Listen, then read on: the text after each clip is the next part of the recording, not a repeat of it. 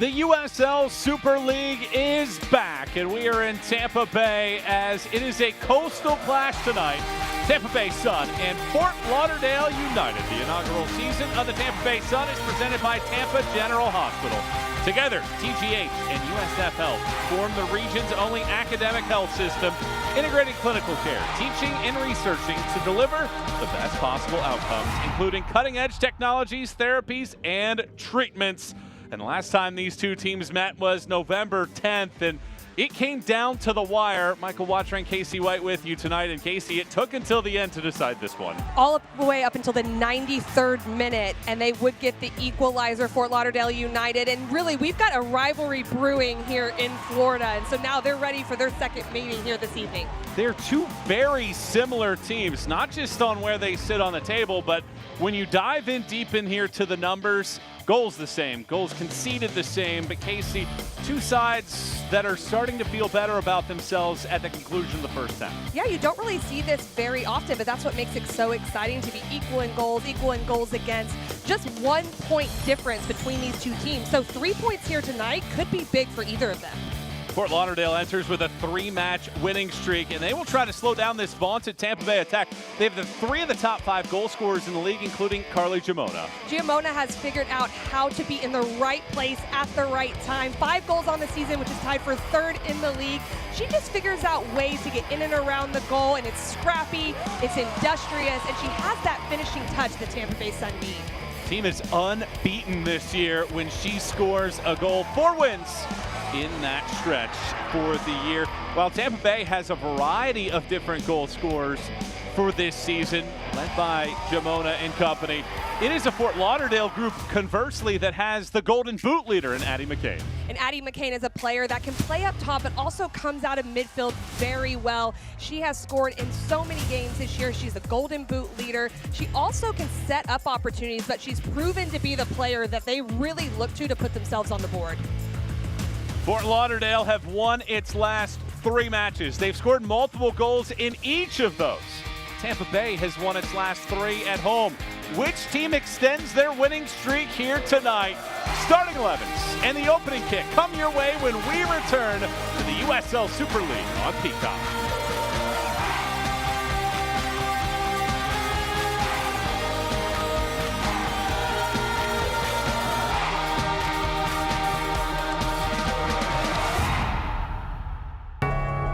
As one of the nation's best hospitals and academic health systems, Tampa General is one of the nation's best for cancer care, heart and vascular care, and gastroenterology and GI surgery. Plus, we're top 10% in the nation for neurology and neurosurgery, and top 2% in the nation for orthopedic surgery.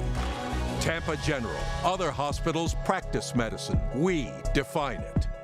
Glenn couldn't have done it without me, and I couldn't have done it without him.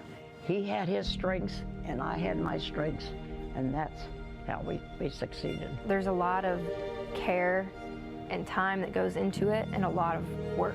We were people lovers, and people seemed to like us too, so I think that was all part of our success. It's definitely a work culture that we inherited that GB and Evelyn put into place, and it's our job just to make it better and keep it going and make it more successful.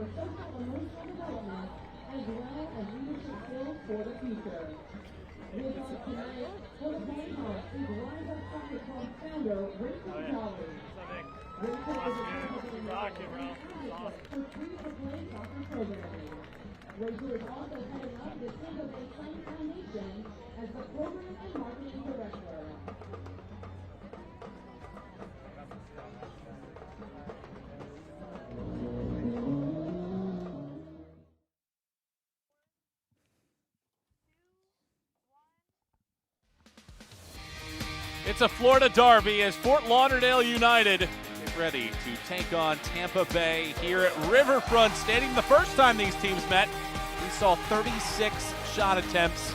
Maybe we'll have something similar here this evening. Michael Watcher and Casey White with you as we take a look at the Tampa Bay Sun starting 11. And we see the debut of Marquise getting the start here tonight. First start of the season for her with Tampa Bay. And she'll be important when they come out in the 3-5-2, just to be underneath the back line, help them feel comfortable. But watch for Listro to really control things in that midfield role in the holding mid. That allows the wingbacks of Nacello and Zaid, who are incredible in the 1v1, to get forward and join the likes of Flint and Nielsen up top, who we talked about Giamona and how she could score, but they've also combined for 8 goals so far this season. Both teams have 5 changes from the first time they met, and both teams have new goalkeepers. Cosette Morche gets the start for Fort Lauderdale United. And Fort Lauderdale United will come out in the 4-3-3. Lindahl coming in on the right, a new player to the starting lineup so far in this season. Raji and Smith will play a little bit lower, allowing McCain to kind of float in midfield, and that is a front three that's really exciting with Hamid, Prawley, and Gordon up top. Hamid, the reigning USL Super League Player of the Month. Here's the coach, Tyrone Mears. Played for Manchester City among his stops as a professional player, nearly 2 decades long, as his group enters the match in 4th place on the league table. Tampa Bay, led by Denise Schulte-Brown, had a great career at South Florida, 17 seasons there, 8 NCAA tournament appearances. And she feels like this team can really take the step forward, utilizing the analytics that we'll talk about as we go through this match to try to develop this group for the second half of the year. Tampa Bay Sun and Fort Lauderdale United. It's a coastal clash here in Tampa Bay. We're ready for action, and the second half of the USL Super League inaugural year is underway. Great to have you on board with former U.S. Women's National Team star Casey White. Michael Watrang with you for this matchup tonight. And Casey, when you look at these two sides, you have that break. Both teams are riding a little bit of momentum at the end of the first half of the season. There's some fresh faces as well. What do you expect out of tonight's match? Well, you're right. They both ended 3-1-1 to end the fall, which is great form for both of these groups. They both like to keep the ball in possession, but the Tampa Bay Sun do like to transition a little more, and I expect to see that as we're seeing here early. There's Jordan Zaid. We spoke with Denise Schulte-Brown yesterday. She said that Zaid could be the most explosive 1v1 player that they have, and expects that she leads the league in chances created in the second half of the year. That's saying a lot, isn't it? Because there's a lot of players that are good at getting crosses off, going in the 1v1, and she's one of them. There's that flip throw that she's perfected, and that goes into the 6. And that is also another weapon that she provides to the group this season for a first-year player out of Nebraska. It's Tampa Bay in the Navy kits, white and bright blue kits for Fort Lauderdale United in this matchup. And Tampa Bay Sun looking to win a 4th consecutive home match. They haven't lost on this pitch since September 14th.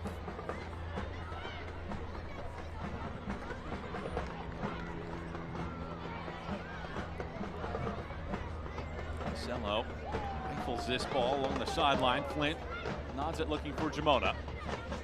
Chance to reset here.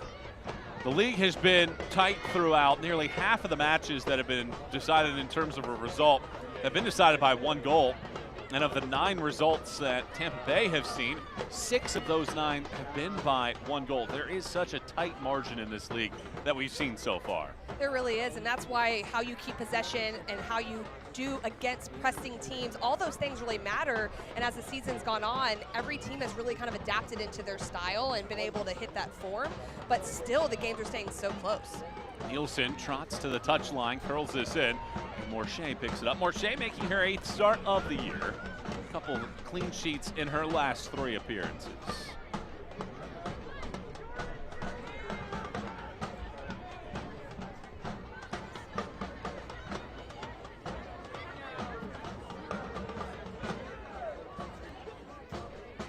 Lauderdale United trying to clean up the defensive side. They only have 1 clean sheet for the year. 6 straight matches where they have allowed 1 or fewer goals since October 27th, the last time that they held 1. Flint chases this ball, bumps into McNeil and commits the foul. Well, and I don't mind Marche trying to go a little bit long playing out of that possession for Fort Lauderdale because the wingbacks of Tampa Bay Sun are so high. They're pressing almost with 4 up top, but it has to have more distance on it. Otherwise, you can see that the Sun are going to come back and try to attack right away in transition. Spoke with Ali Rogers this morning. Thought the associate head coach saying that the Tampa Bay side is very attack-minded. Their front 4 are always looking to score, and they will provide that pressure, but feels like if they can hold on to possession, break that first line of defense, that they have chances to get goals in this match. Well, and so much at the professional level, too, is about when you go on the road, you just don't want to make any silly mistakes early on because all that momentum is with the home team. So normally, as the game goes on, spaces tend to open up a little bit more. You can kind of probe and figure out ways to build out. So that's what Fort Lauderdale United is going to want to do as they come into Tampa Bay. Here's the leading goal scorer in the league, number 18, Addie McCain. Coming back, scored in 6 different matches this year, really carries the load to clear of the league lead at this point in the year.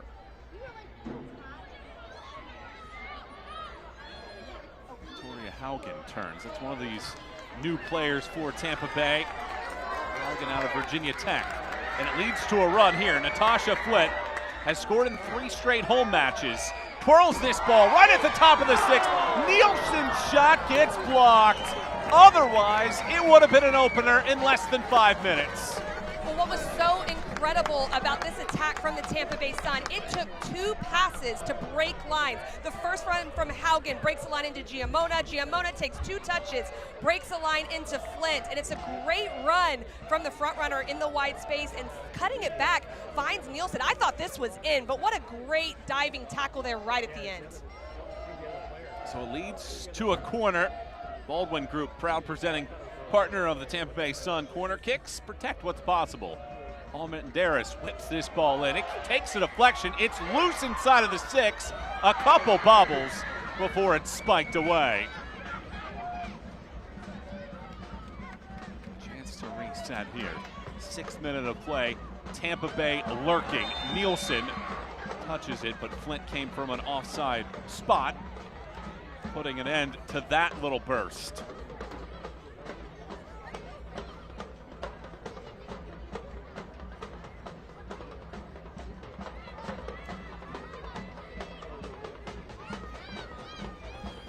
Schulte Brown was very open about her group heading into the second half of the year and what she really wanted to see out of her team. Felt like that there was a little bit of a change, but she admitted they were the worst team in the league on set pieces, and they nearly had something happen off of that last set piece, but that ultimately is the biggest area that they want to improve in half number 2.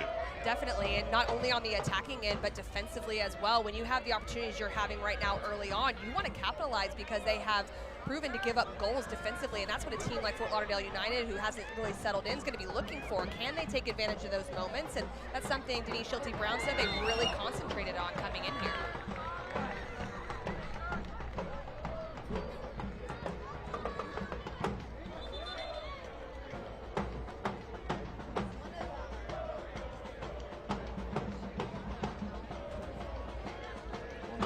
Denise Schulte Brown wanted to see was a higher work rate.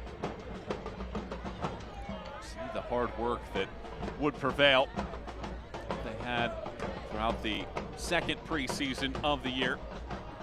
Didn't feel like they were aggressive enough at times, and wants to see maybe a little bit more of that aggression and physicality in the second half of the year that she believes that this team is the best team in the league, and she hopes that in the second half of the year everything starts to click and they get the results that she feels like they deserve. Jamal the target of the reset, and Hamid watches it out.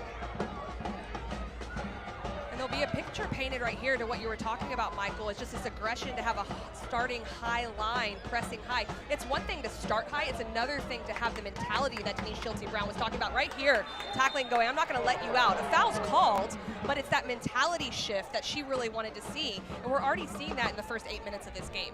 Well, one of the things that she said is that a lot of their yellow cards at times, people might see it and say, well, they are a physical team. They have a good chunk of yellow cards. Well, a lot of it was just players would get by them. They would have to do a quick tug of the jersey, just make that, quote, professional foul. versus a hard challenge, versus being in the right position in the first place, trying to find that aggressive role. So with that in mind, we're seeing it here in the first 8 minutes that Fort Lauderdale United really struggling to get outside of their own end. It's the difference of reactive aggression versus proactive aggression, right? Not just reacting because something's gone wrong. It's I'm actually being proactive about putting you under pressure, having that combative mentality to come after you. It's another 50-50 ball that is won, and a long pass along that far left sideline for Nielsen. Cecile reverses, stumbles on the ball. Holds on to it, however. Going 1v1 against Lindahl. Another fresh face. Cal State Fullerton played in Australia.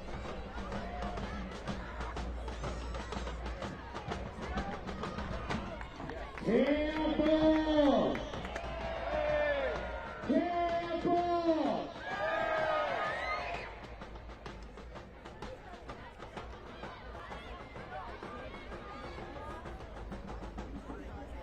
Sun very much controlling the tempo of this match early on.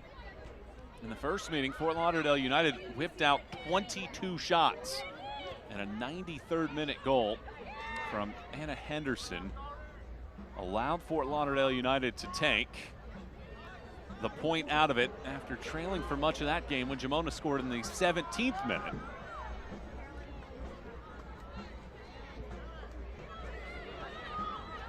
Haugen charges forward.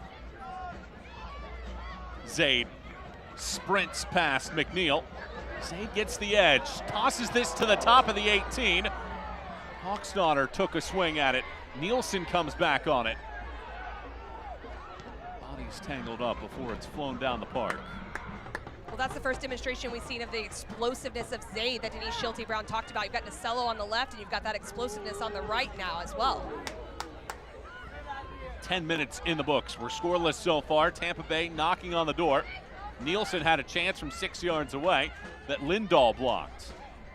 Jamona flies it right back. Zaid hooks this around, but she was offside this time around. You talk about the balance of a pitch. The heat maps that opponents are going to have to look at now with Nasello. So much happened on her side of the field. Now with Zaid on the other side of the field, you really cannot pinpoint one side that you have to overlook. You're right, and they're different. Zaid is a little bit more explosive in the 1v1. Nasello has the quick feet and can get in and out of tight spaces, so you can't really settle in on how to defend either one of them because it's not the same. And something that Fort Lauderdale United's gonna have to deal with is having two front runners and then having to shift out into that space to defend. They're not doing it quick enough, and it gives that open space to the wingbacks. Nasello's 6th in the league in chances created this year with 20. That ball trickled away. That was nearly a catastrophe. Marquise can breathe easy, making her team debut. Been well traveled in her time. Started with Sky Blue, 4th round pick back in 2019 after being selected out of the University of Florida. Here's a hard foul. Will it be anything more? Nope, it'll be Jacqueline Metz just having a quick conversation. Her 4th match as the center official in the Super League. I like that tackle from Addison McCain because that's a mentality tackle of like, okay, enough's enough. Let's keep them in there and step up. So I don't mind this. You got to get into the player's head and go, okay, she's getting a little frustrated and it's a little bit too much body, but that sends a message to her team. Let's step and put Tampa Bay under pressure. Two captains right there, Addie McCain and Jordan Listro. It's been a good tempo to this match. It's fun watching how some of these players spent their time during the break, traveling abroad and around the world as Nielsen hustles, keeps this ball in play along the touchline, but tosses it out for a throw.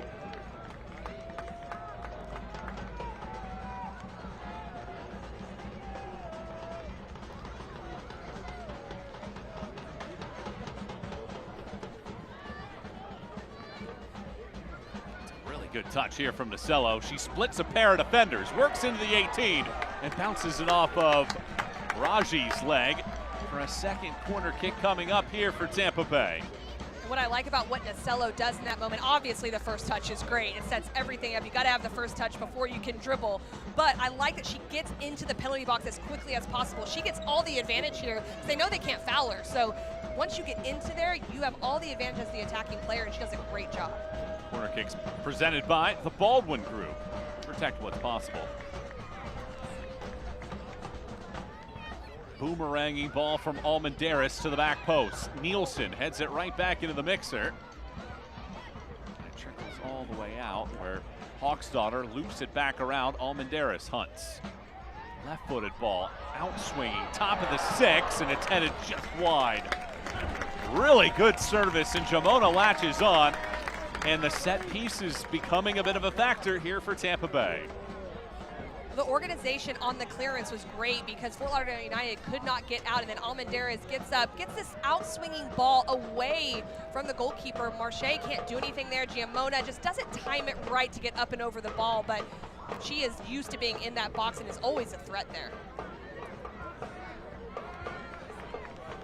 Well, these teams are similar in a lot of different statistical categories. Fort Lauderdale United leans heavily on Addie McCain, having scored nearly half of the team's 17 goals this year.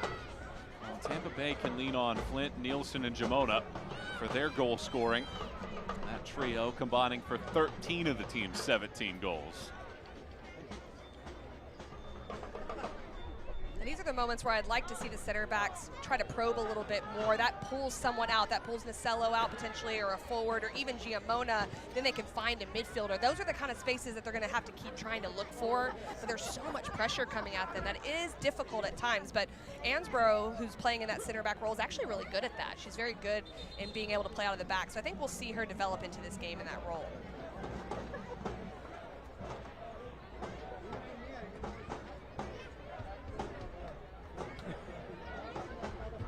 Mets pointing out, we have Marquise. Galen Marquise is down right at the top of the 18-yard box. 26-year-old, grew up in St. Petersburg, Florida. Most recently played in England.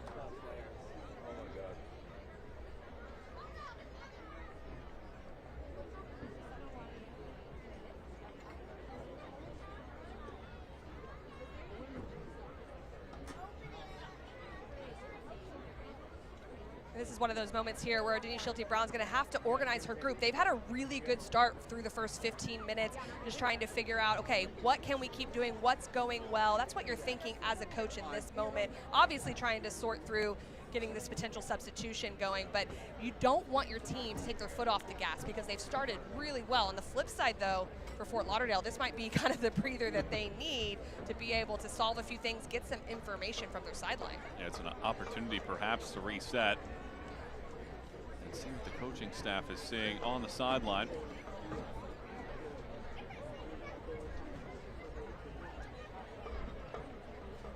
Tampa Bay's backup keeper this evening, Ashley Orcus, has 19 saves for the year. And perhaps services are going to be needed here very early on, and we didn't see exactly what happened with Marquise. It was well behind the play, but a sub is going to be needed here to swap out a keeper. It's not very often you see that, and unfortunate for Marquise because she gets her first start of the year with the group here tonight and will not make it to the 20-minute mark. When you can see that Orcus isn't going to get a lot of time. There's no warm-up that comes with this. It's very quick. You got to get her in as quick as possible. I think the rest of the team has to take it on their shoulders to get her a touch early, to get her feeling comfortable early. That's always nice when you come into a game like that, but you hate to see it for Marquise, but another opportunity for Orcus to come in and just try to keep this momentum going for the Sun. Yeah, there has been a bit of a revolving door at that goalkeeper position. Lauren Kozel started the first time these two teams met. Is up, being helped to the sideline. So Schulte-Brown said that they have the deepest goalkeeper position in her eyes in this league. Loves the competition that they've gone through, but Orcus will have her services come in here in the 18th minute, and a swap of keepers very early in this match. And after going through the preseason as a keeper for Marquise, you expect to be in there the full 90, and you don't get a chance to do so. But as you mentioned, a good opportunity here for Orcus perhaps to try to get that position back in her grasp.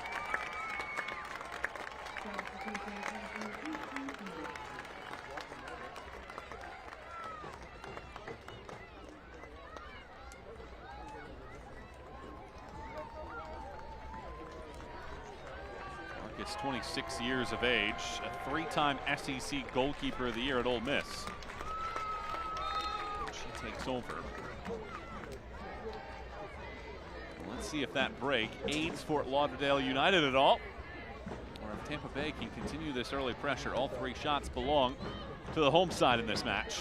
And you kind of have to wonder, is there going to be some kind of formational switch or even just different rotations out of Fort Lauderdale to try to make it a little easier as the foul's called on Addie McCain.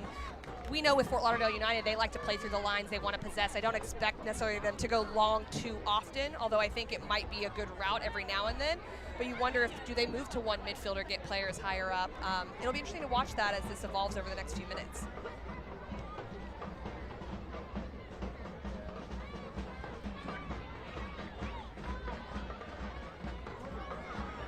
A stumble and a foul given. And a chance for a quick restart is halted by Jacqueline Metz.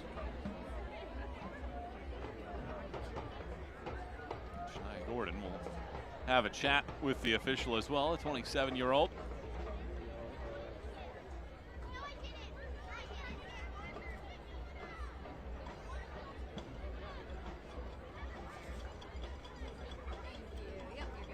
Be a true set piece, but similar to an opportunity here for Tampa Bay to try to make something in the 20th minute of a scoreless affair here in the USL Super League. Almendares pounds this ball all the way across. Girona was the target. Zaid bounces that ball off of Hamid out for a throw.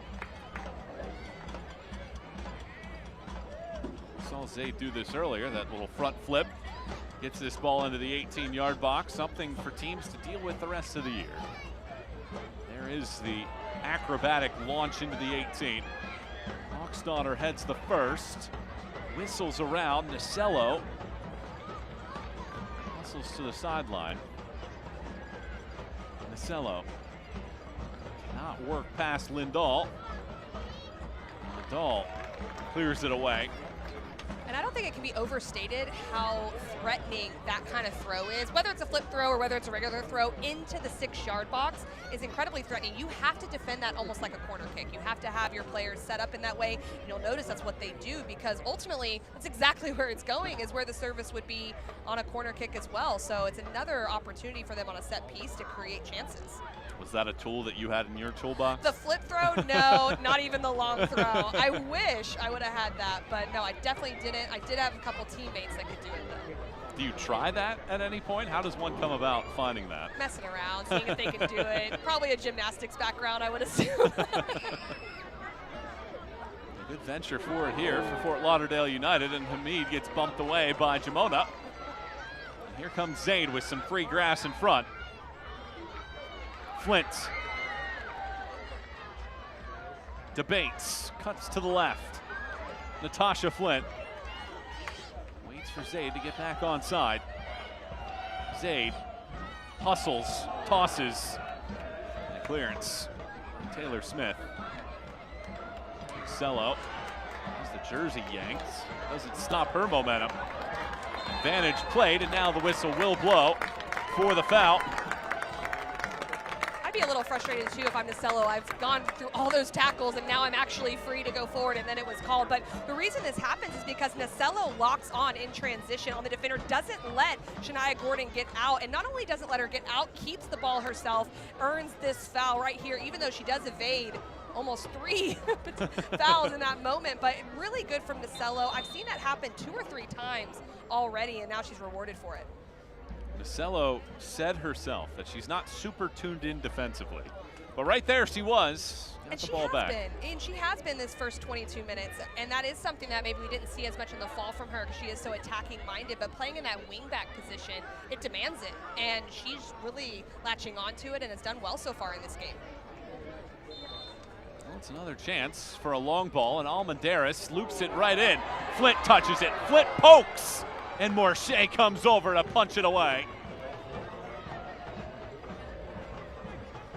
Everything but a goal so far for Tampa Bay's son.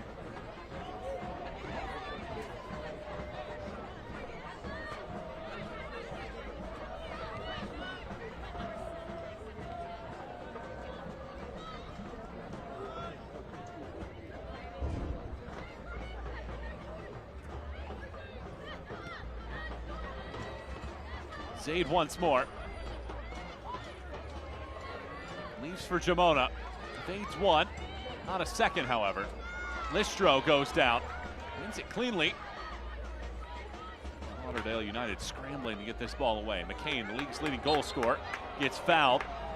And that, a summarization of what we've seen so far when a player with 8 goals for the year is all the way back defensively.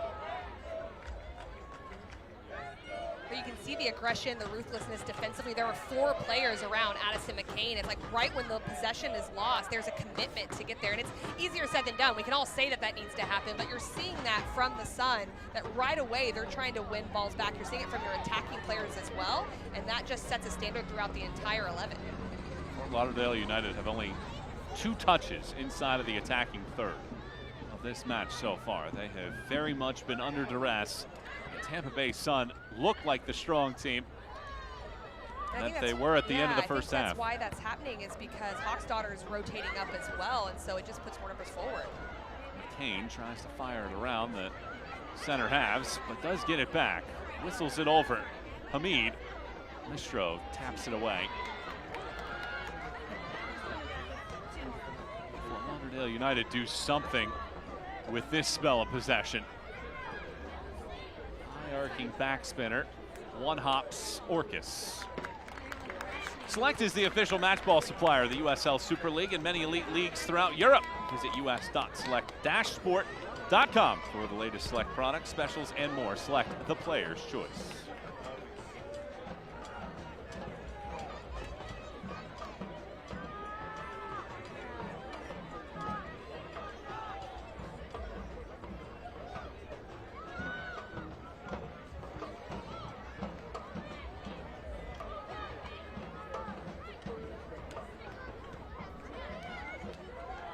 Another takeaway. That pressure leads to a turnover. Jamona out muscles McCain. Leaves it forward. Zaid in stride. Zaid fires it all the way across. There's nobody there on the back post, however, as it slowly and quietly trickles out for a throw. But Denise Schulte-Brown was right. You can see the explosiveness that Zaid has. Everyone's comfortable in playing her into space where she can go. Now it's just those choices when she gets into that final third. Where are the runs coming from? What zone is she looking to find? And making sure that she can try to pick out an area or a person to just connect a little bit more in the final third. But you can see how dangerous she can be. Talking about the additions that they made in totality, she wanted speed for this roster. And she really did talk about the dissection that they had during the break, about the analytics, about the numbers that they had, the information that they were able to take away, and how they could help this roster for the second half of the year and trying to get these players in the best position to excel in their game model. It's all about balance. They want to keep the ball. You can see there's purposeful movement with the ball, but you also want to be dangerous out of that possession, and adding some of those speed elements, some of the aggressive elements in their press, and just identifying some of those things just helps them add another layer to what they were already doing in the fall season. I mean, they are in a good spot in the standings, but now it's like, how do you press even further into that top 4? Yeah, that middle of the pack is going to be fascinating as the second half of the year goes along. Very tight overall on the table. Front center gets knocked away. Tampa Bay entering the night with 19 points. DC Power, Lexington, Spokane all have work to do, but still very much alive in this, trying to make sure that it's not just a 5-team race for the postseason in the inaugural year.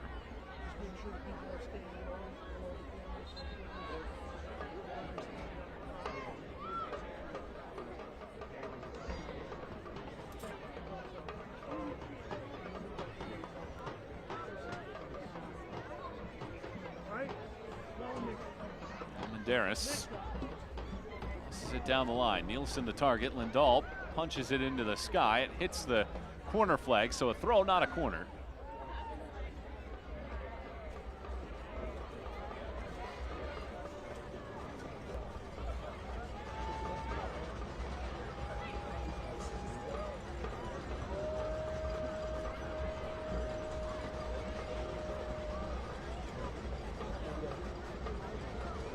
Cello works around that defender for a moment, but ultimately Fort Lauderdale United again, all they can do right now is clear.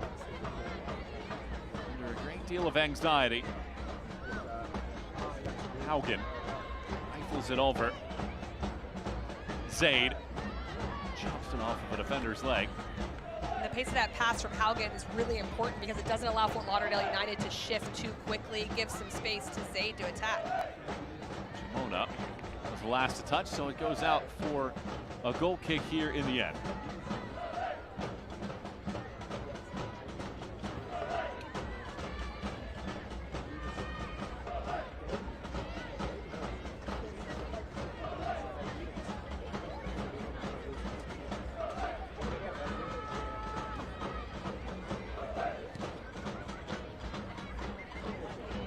Sends it out, and once again, second ball taken away. Jamona able to maintain her balance. Smith knocks her off of it. Flint volleys that one, and it is a foul. They'll bring it back. Hawksdaughter was fouled 5 yards away from the top of the 18-yard box, and another dynamic chance coming up here for the Sun. And I like what our center official did there with waiting because it wasn't a clear advantage opportunity for Flint to bring that back. Hawksdaughter, again, there's just a commitment from the midfield to step on any clearance. If Fort Lauderdale United's going to clear, they have to put their foot through the ball and turn the backs of Tampa Bay Sun. Until they do that, the Sun are just going to keep pressing, keep pressing. You've got to catch them the other way, so they just think about it for a half second, but they're not having to. Jamona right here puts a lot of pressure on, and then again, stepping again, gets that little bit of a clip, and that's what the foul's called for. But you can see they have no worries about what's behind them. They're just stepping and pressing for now. Third of the way through this match. It's great to have you with us. This is the USL Super League here on Peacock. Michael Watring and the former North Carolina Tar Heel, Casey White, with you this evening. This was a makeup game that the Hurricane washed out a couple months ago. So that's why we kickstart the second half of the year a week early. It's a Florida derby for this one. Which side will get the better of this one? It was 1-1 the final in the first meeting on November 10th. 93rd minute goal from Anna Henderson tied it for Fort Lauderdale United. Flint gets rolled over. Hawksdaughter shoots. Jamona bobbles, and a handball is whistled. Trying to make something there, trying to get around that wall as well, and it ultimately leads to an alert defensive play by Fort Lauderdale United. And a lot of movement here. You'll see movement to the opposite side, just trying to distract a little bit. But Addison McCain does really well just to get in there. She steps towards the ball, puts her body in front, and blocks the shot. Yeah, Addie McCain has really showed well defensively tonight for a player that scored a league-leading 8 goals on the year. She's been asked to do a little more defending than I'm sure she would like. It's really difficult in her position as the attacking mid. She's having to drop down so deep. Zaid charges, leaves the ball, maybe unintentionally, to Listro. Listro curls it around, and Morshea smothers.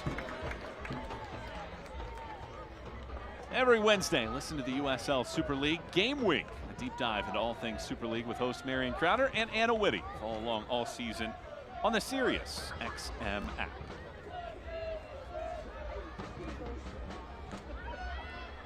And I think if we can see Fort Lauderdale United push the pace, speed of play of the ball, it makes Nielsen and Flint up top have to shift, but they have to move it quickly and find those outside backs. Then you can start to dribble forward and go beyond the wing backs. That's good right there because they're able to get beyond, but the problem is it's not in possession. So if they can't find rotations in midfield, that means someone in the back line is going to have to dribble, penetrate, and draw someone out of the midfield just to start moving the players around so they can compete and go forward. Yeah, I think that is the key about the dribbling, because so many times on these long direct passes to midfield, Fort Lauderdale United just hasn't been able to keep possession or advance the ball up the field, and quickly Tampa Bay gets right back and Fort Lauderdale United has to defend. And in the game model that Fort Lauderdale United's talked about, they like to possess. So I don't expect to see them go out of that and try to go long all the time or anything like that. But that means you've got to outplay in the 1v1. You've got to dribble past your player, win that 1v1 battle, because then another player has to step to you and space opens up. Well, this is better off of the throw. Let's see if Prawley, who has been very quiet tonight,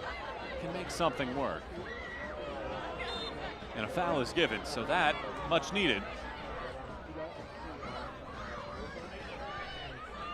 Quick restart. High arcing ball over everybody's head, however, that time. So a moment with a little possession And a team in Fort Lauderdale United that does not have a touch inside of the opponent's 18-yard box tonight, unable to do it there. Fort Lauderdale United has lost its last 2 road matches.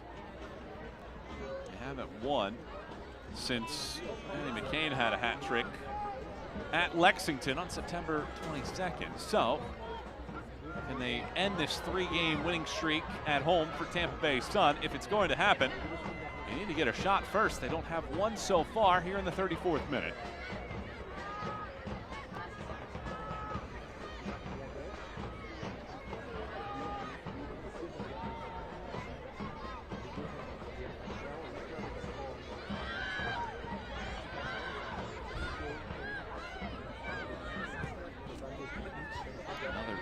Ball after they had possession up to midfield.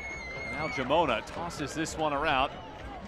Nielsen chases and forces Ansbro to knock it out. The Wake Forest Demon Deacon gets back into the middle of the park as Jamona now works. Slices through 2 defenders. Jamona's shot once again blocked. Hawk's daughter resets.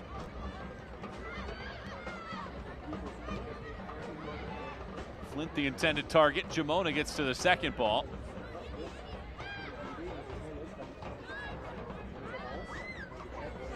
A good first touch there by Hendricks. Zaid. Eyes up. Sprints.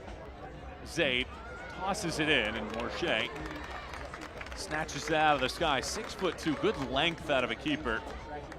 And a reason why she's kept a clean sheet in 2 of the last 3 matches that she started. And she's done really well tonight because those crosses have been really difficult, especially the ones that are in the air. She's done a really good job not giving second opportunities. But I think the star of the show right now, I mean, yes, Tampa Bay Sun is pressing, but it's their repress. When they lose possession, they are like getting the ball back right away. People stepping to win it is really making it hard for Fort Lauderdale United to win the ball. Let's see if Fort Lauderdale United can do something this time around. It's a long shot that whistles wide left. Shania Gordon was in a good spot, decided to take aim, and why not? And had an empty space over there, but couldn't put it on frame. Well, they just made the most of a little bit of a mistake there and winning the ball right in their attacking final third. Playing her in was probably getting the ball. Shania Gordon just decides, you know, we haven't had many opportunities. I'm just going to put my head down and go to goal. And that's what's so scary about having a dominant first half is Fort Lauderdale United has so many players that can be really dangerous in the final third, and Gordon is definitely one of them. That is a sign of some positivity for Fort Lauderdale United. Allie Rogers talked about it when we spoke with her earlier today. She mentioned the fact that maybe the results at the beginning of the year were what they expected, because she felt like maybe month 6, 7, 8 of being together as a group is when things would really start to click. And that's why they were able to win the final 3 matches of the first half of the year. And I think what happens too is the mentality side of the game is really important as well. As we see the foul again against Addison McCain, you've got to have buy-in. You've got to have buy-in from teams, and you've got to have buy-in from your players, and it takes time to kind of take shape and come to fruition. And then you're going to have moments like this where you may not get a lot of opportunities, but if the team's bought in and they can stay defensively organized, they can stay compact and frustrate the Sun because they're keeping them off the board, you're going to build within the game potentially and have those moments like we just saw from Gordon that could be a game winner. And that might be what it takes in some games. McCain whistles that ball over to Gordon. Confidence now growing for Fort Lauderdale United. Gordon slams on the brakes.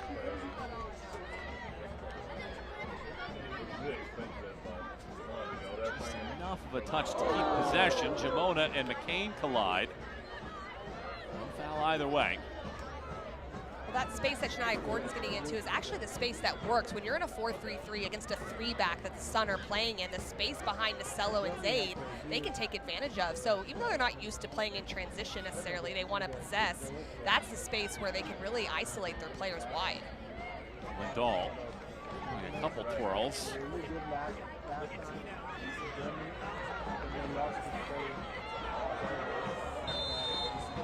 Whistle here. And it's a foul on Tampa Bay as Lavena Vaca Just got enough of a piece to keep that away from a transition moment.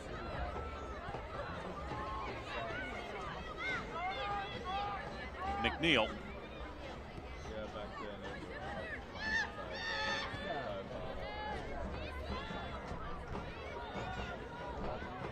A little bit of a change here in the plot after Fort Lauderdale United had 0 possession on this half of the field. They're controlling the run in the last couple minutes. Hamid sprints in, Hamid shoots, and cannot put that on target. She had a goal and 2 assists during the month of December, leading the team to 3 wins, and had her sights set on an opening goal in this match. But again, the possession is better. Finding the white space is important. Make Zaid, make Nacello defend. They like to be on the attack, go at them. But percentages, you have to get that ball across frame. There's so many players in front. Going towards the near post is hardly ever going to work out. So since you're not having a lot of opportunities, those little details have to be dialed in. Menderes moves it away. Well, the final 5 minutes belong to Fort Lauderdale United here. Shots are 6-2 in favor of Tampa Bay. The first shot for the visitors tonight came just a couple minutes to go. Michael Watrang and Casey White with you here on Peacock. Great to have you on board for the restart of the USL Super League year. Scoreless so far in the Florida Derby. That ball rolls out for a goal kick. How would you explain what we've seen so far through the first 40 minutes? Well, Tampa Bay Sun looks like they're at home. They look like they're comfortable, and they look very hungry. So exactly what we spoke to Dini Schulte-Brown about, we're seeing actually play out the aggressiveness, the pressing, the repressing. But what I've liked from Fort Lauderdale these last couple of minutes, as you pointed out, is a little more possession. And I think we have to give Raji some credit. She's playing in that single pivot role in the holding midfielder, and she's not doing anything, you know, too crazy. She's just being simple, keeping the ball moving, and that's allowing their attack to take shape. Kane. Harris just nudges it along. And Nacello keeps it in play, but gives the ball away. That's exactly right there what Raji's doing, just to get it back, get it, give it back. That allows your team to get in an expansive shape, and now you can settle in and make the Sun have to chase a little bit. It's been an impressive in-game adjustment here for Fort Lauderdale United. They might have the final say here in the opening 45 minutes. Looking for a goal. And a yellow card is shown on Nacello as she kicks that ball away. So our first booking of the night goes to the 24-year-old from Land O'Lakes, Florida.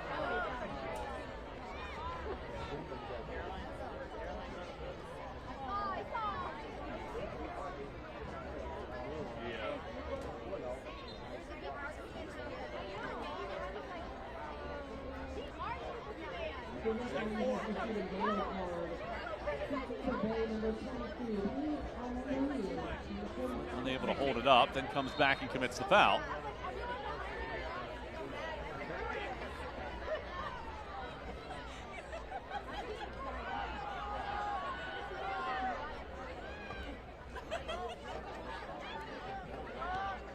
There's this ball along the sideline. Hamid jumps in, and this shot does end up in the arms of Orcus. First save tonight made by either Tampa Bay keeper. If you're just joining us, in the 18th minute, Kaylin Marquise making her team debut. Injured, has to come off, and Orcus comes in, and that's the first save required from her this evening. And a correction on that yellow card. It's actually on Paige Almendares, not Nacello. She collides on that sideline, but gets the ball away.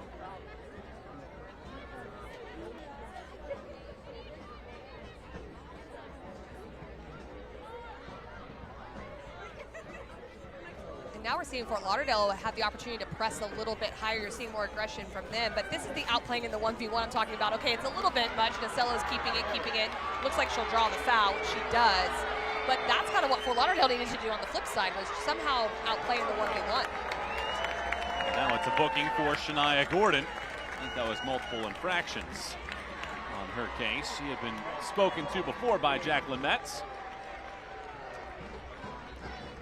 Just applying pressure, really good from Shania Gordon. This is great. Nasello just seems to frustrate her a little bit. Some hands-on, but it's that grab of the wrist there right at the end and then continuing to do it. And there was frustration as well because Nasello was initiating contact, but there was no foul from her side.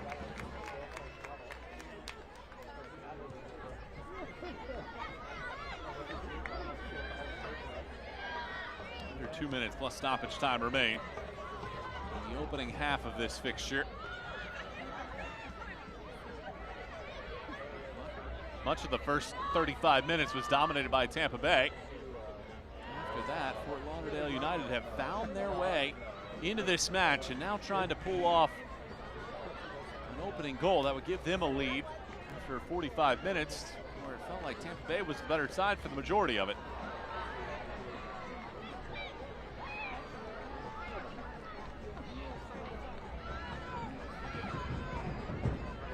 They've really found a way to establish rhythm in this middle third of the field. Raji again getting on the ball as that lone 6 in midfield. Just allows you to get a bigger shape, and now they're able to move the ball around. And you can just see there's a little fatigue from Tampa Bay Sun. What they did early on, it was a lot of running, and a lot of that fitness piece is really important because it's hard to do that for an entire 45 minutes.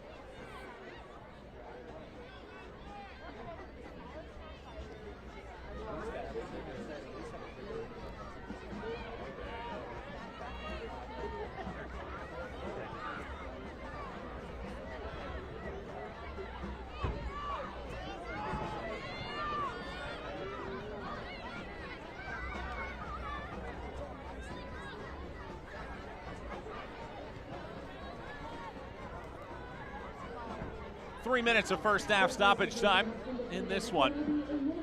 Will either side find a goal in the opening 45? McCain taps it back. Smith dodges 2 defenders, spins it over Raji. All the way back out to midfield. Just a little bit of penetration for Fort Lauderdale United, and ultimately ends up back on their half of the pitch. Something else that's helped Fort Lauderdale United is when they get this middle third, they've pushed Lindahl up. Kane unable to get that ball down. Orkis plays it off of a hop. Unable to get it over that line of defense. Had Nielsen and Flint eyeing him out. McNeil. McNeil sprints. Cuts it up top. McCain commits the foul.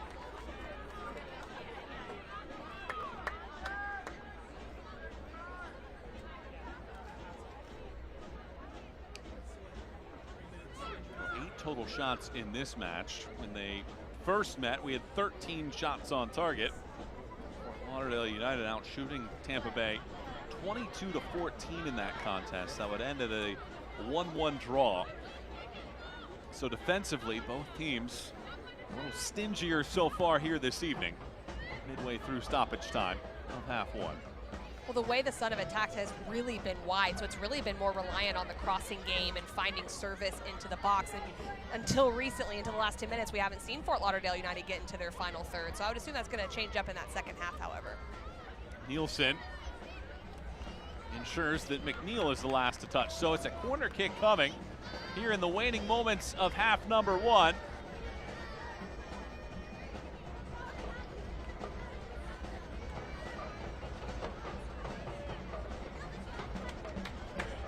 Tampa Bay at the buzzer here in the first half. Paige Almendares comes all the way to the sideline. Grew up in Sacramento, played in Portugal, before returning to the United States, now at age 27. Baldwin Group presenting this. Almendares skies it all the way back post. It's headed back across the face. Jamona flops it into the air, and Morshea catches.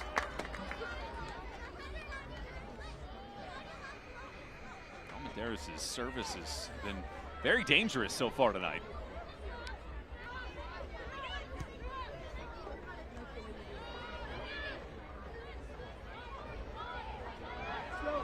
Listro sprints, stops, and there's your first half whistle. Scoreless after 45 minutes in this matchup between Tampa Bay Sun and Fort Lauderdale United. If you're Fort Lauderdale United, you like what you did in the final 10 minutes of that first half.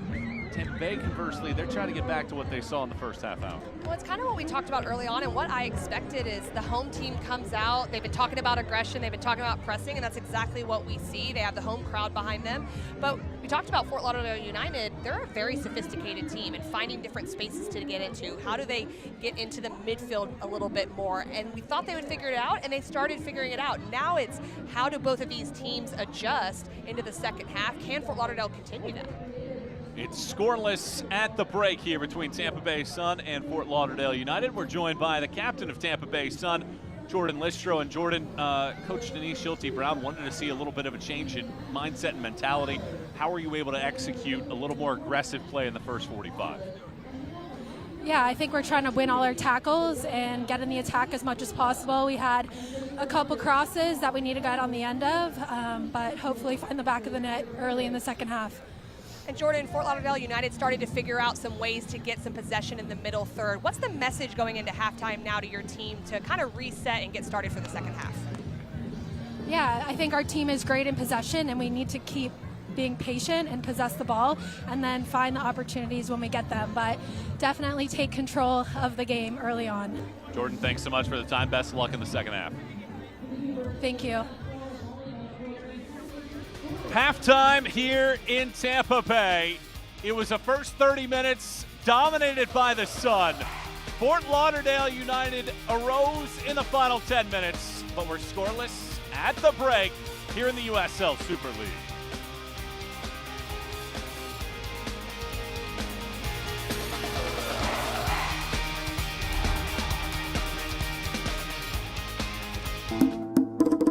New flavors. Same traditions. Be the guest of honor. Add more flavor to your parties.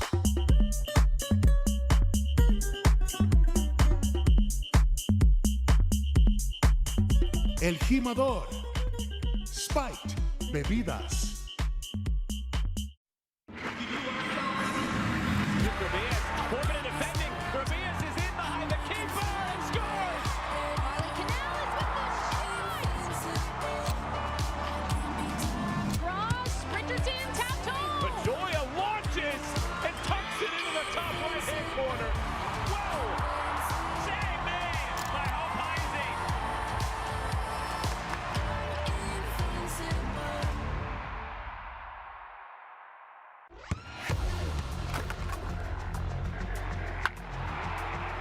We all have goals. But let's be honest. Most of us aren't going to be professional athletes. But if your goal is to finish your degree, we can help. Come to a university that puts your goals first. Bellevue University, your partner in finishing goals. Ashley knows that some of our most important traditions and memories start around the dining table. Whether you're hosting a family meal, playing board games with friends, or having conversations that go late into the night, they're the centerpiece of the home. From cozy breakfast nooks to formal dining areas, we have versatile options that fit any space. With styles ranging from mid-century modern to farmhouse or traditional, starting at just $499.99. Plus, you can pay 0% interest for 60 months in-store only. Shop and save today, only at Ashley.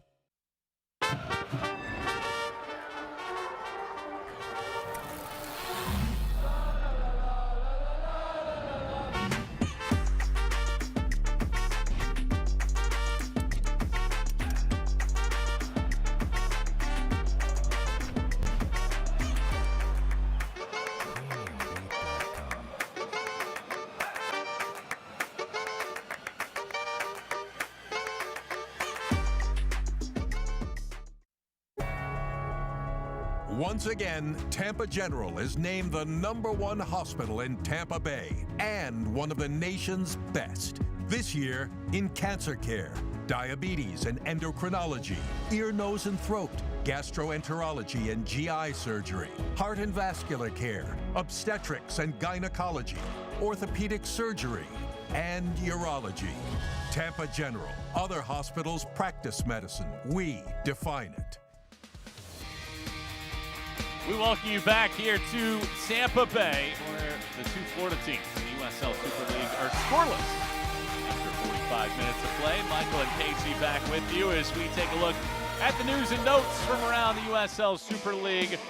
We talked about Addie McCain, her 8 goals. She's 2 clear of Valley Thornton in that regard. Megan McClellan leads the league in both saves and clean sheets. But how about the rising stars of this league? Brooklyn's Niku Purcell, Dallas's Lexi Missimo, getting an opportunity with Emma Hayes in the Futures camp. 2 former US Youth national team players that have such bright futures. It's so great to see them in the league and getting that opportunity to continue to matriculate through the US system. Yeah, it's great to see the growth of this league and the talent as well that we could see with the U.S. women's national team sooner than later. The Super League's back. Tune in next Saturday, February 15th. Dallas Trinity facing off against Tampa Bay Sun. Kickoff at 6:30 p.m. Eastern, and then Carolina Ascent Lexington at 7 p.m. Eastern, all on NBC's Peacock Network. And then you have Dallas and Spokane to kick off the 3rd week of February at 5 p.m. Eastern Time. That's 4 p.m. Central and 2 p.m. Pacific. We're scoreless at the break here in this matchup. We'll step out for a quick break. Fans will enjoy meeting the new mascot of this group, Soleil. And we'll return with the highlights when we return.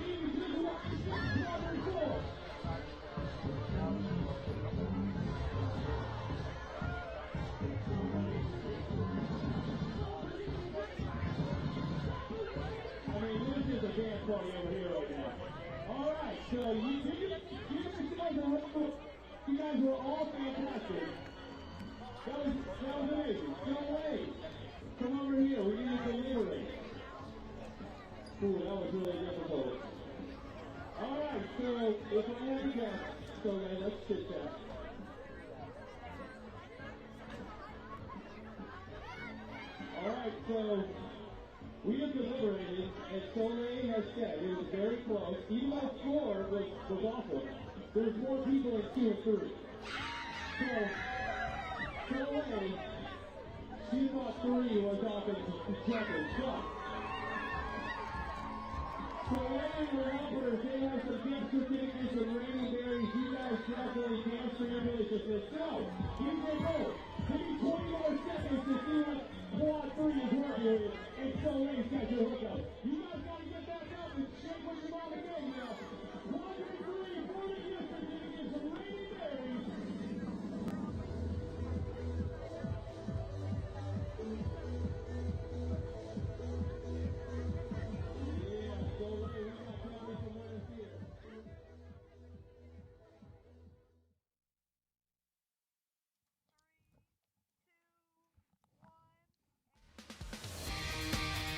Dance party in Tampa Bay as the USL Super League returns for the first time in 2025.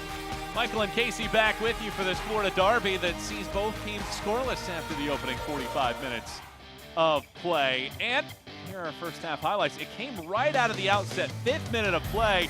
It required a big save from Lindahl to ensure that it wasn't 1-0. It started in the defensive third. It took 3 passes to get to this point, but Lindahl comes in on Nielsen. It's a great ball from Flint, just with the block right there. Otherwise, it would have been 1-0 very early on. It was a terrific stop there from Lindahl in her team debut. And then Almendarez flicks this over the top. Flint, I think, just whiffs on this. Otherwise, it might have been a dangerous chance. It was a good little ball here from Almendarez, and just not a great touch or effort there on it. But Morshea comes out, does a really good job just making herself big in that moment. And then Fort Lauderdale United would work themselves into the half. This ball's picked up by Prawley, finds Shania Gordon in that outside space where she can just isolate in the 1v1, puts her head down and gets this ball across frame very close. The first shot of the match for Fort Lauderdale United. 36th minute, but they would finish with 3 in the opening 45 minutes of play, including that one from Gordon as they started to unlock some things in the final moments. Scoreless so far in this matchup. Will either side get a win in the second meeting between these two clubs? Answer that question. Second half comes your way next.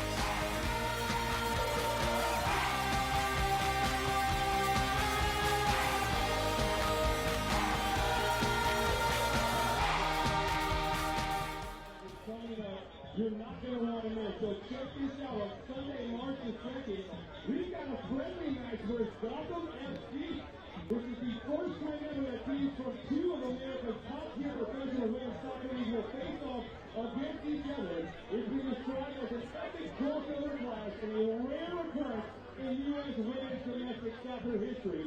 Regular season ticket holders have until this Wednesday, February 12th, to claim their regular season tickets inside their David A. Sun CE account manager under the offers tab. Check your email. Be a part of history. You're not going to want to miss this game. And so don't miss a game all season long as all USL Super League games are streamed exclusively on Peacock, including playoff matches.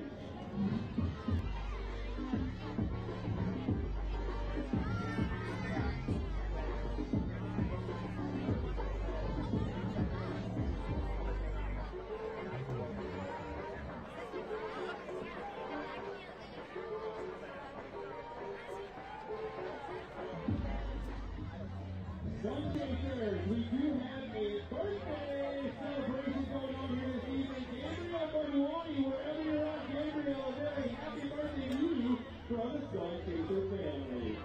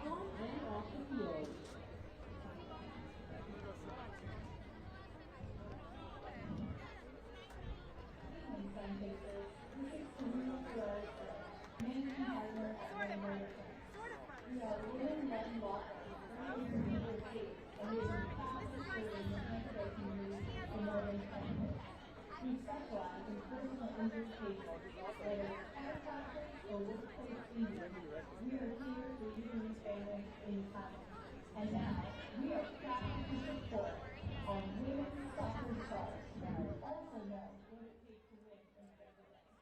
And see.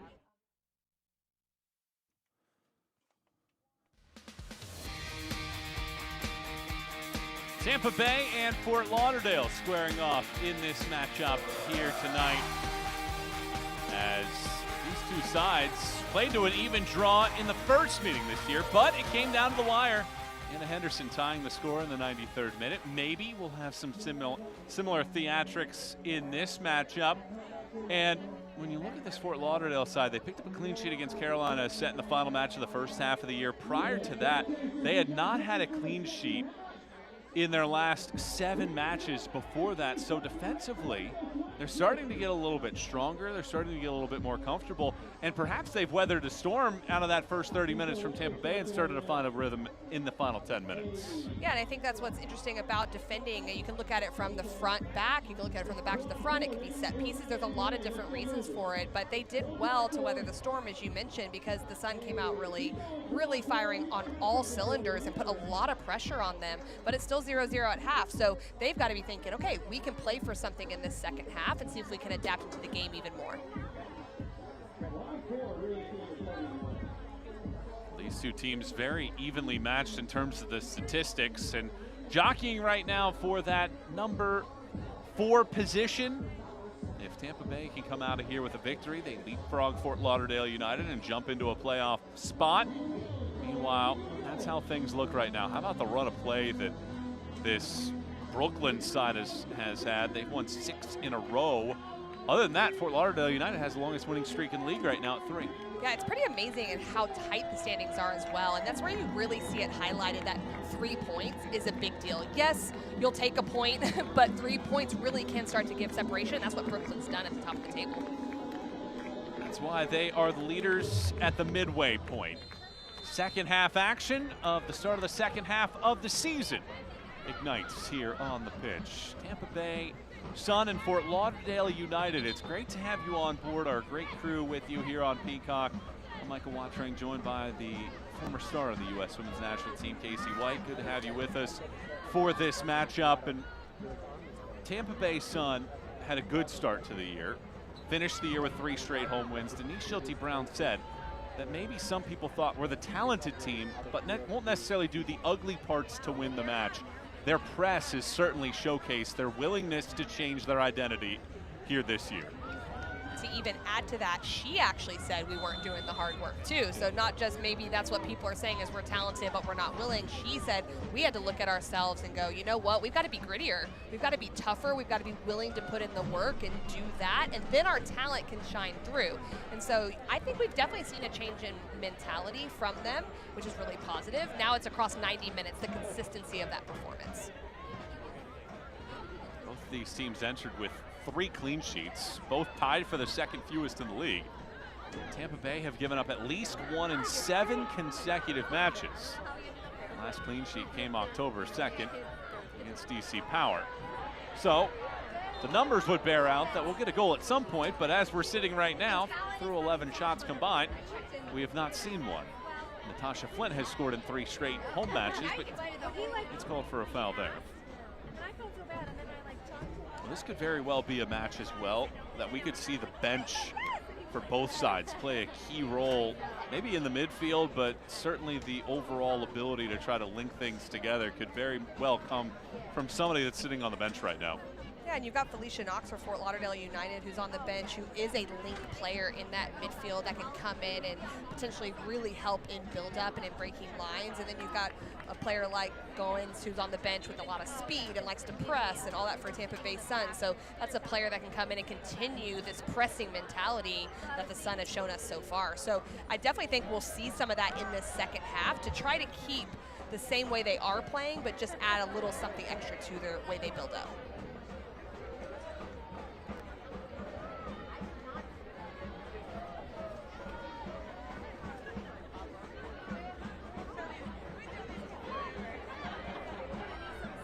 Flint chases after this ball.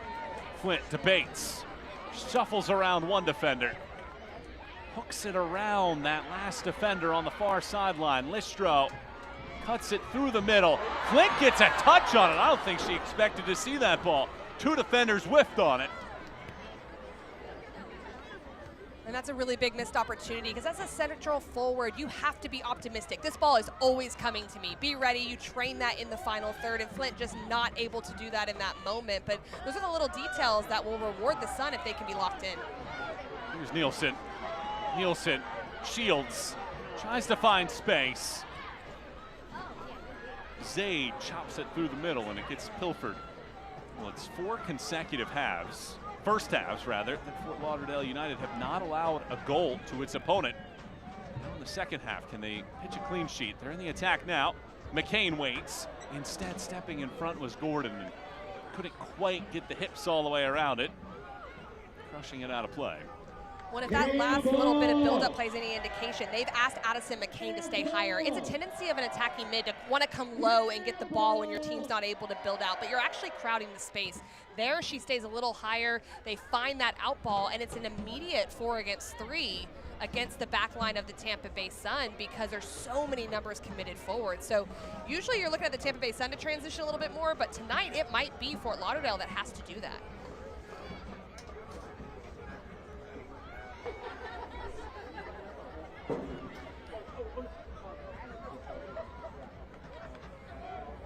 Lauderdale United have very much been a second half goal scoring team.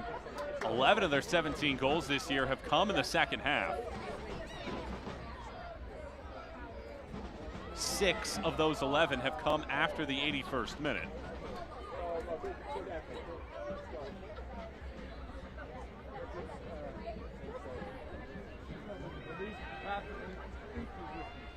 Flint spins to the middle of the field. Hendricks moves to Nasello, and she's unable to hold on to it.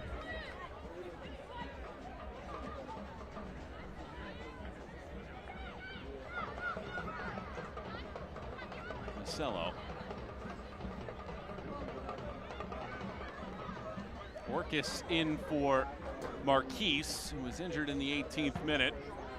The only sub that we've seen so far came out of necessity when the goalkeeper for Tampa Bay, making her season debut, came off the field. And Orcus, who is well versed, 6 starts this year. Tonight's her 7th appearance. Looks like Brooke Hendricks, who is overcoming that facial fracture, is readjusting the mask. Missed some time at the tail end of the first half of the year after that injury.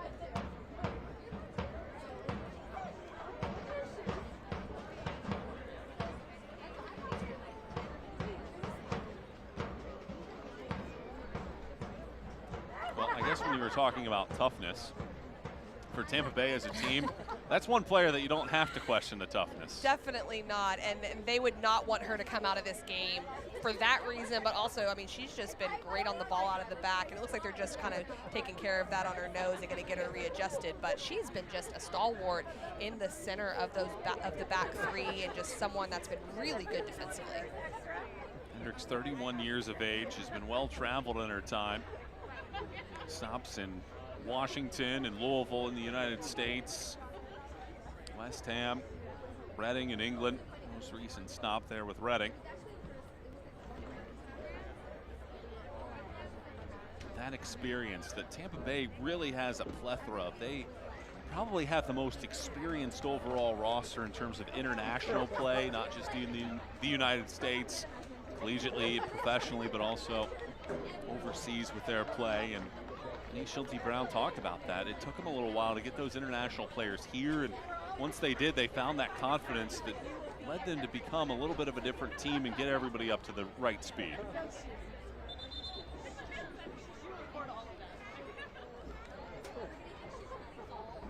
So Hendricks on the sideline for the moment. Has the face mask back on and settled. Waiting for Jacqueline Metz to let her back on.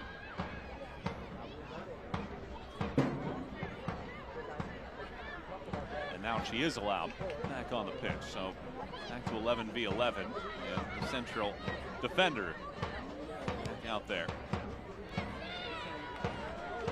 Hawk's daughter. Chance for Nasello. I've seen her in 1v1 chances.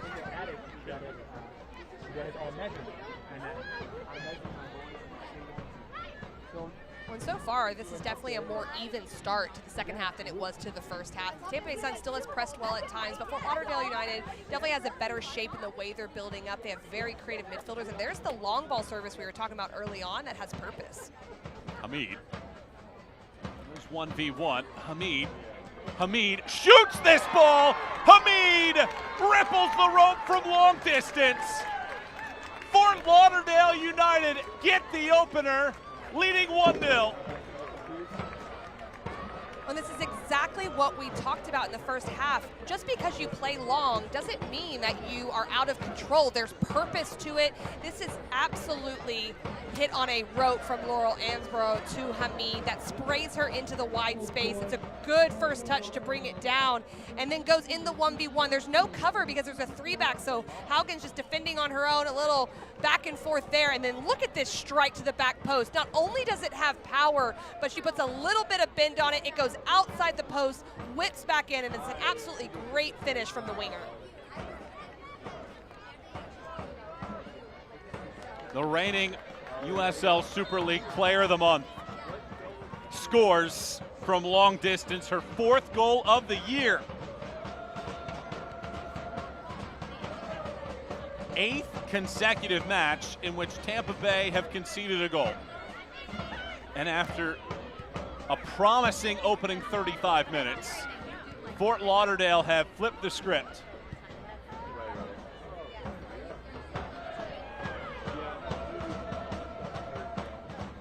Hendricks around the defender. Now how can Tampa Bay respond? It feels like they lost a little bit of that momentum that they had earlier in the match. Maybe exerting that energy and not quite getting the same level here at the start of the second half.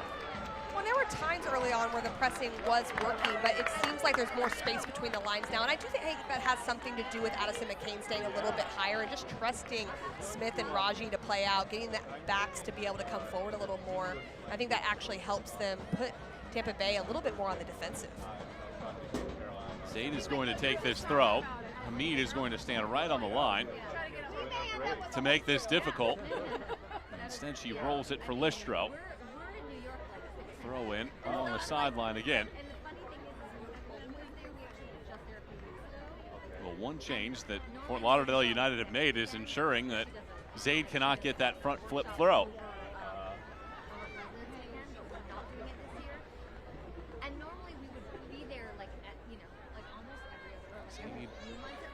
Looking around, now rifling it, it's Nasello.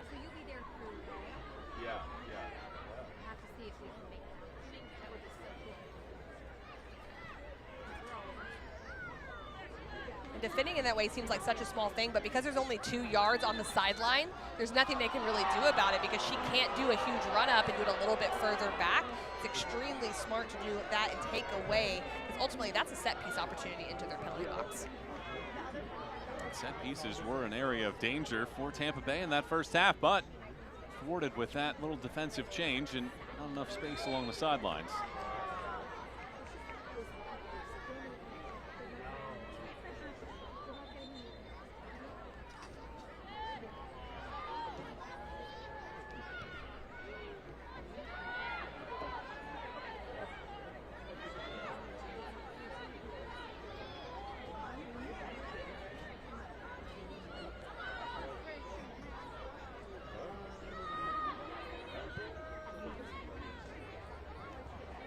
Flags up for offside. Gordon slightly off.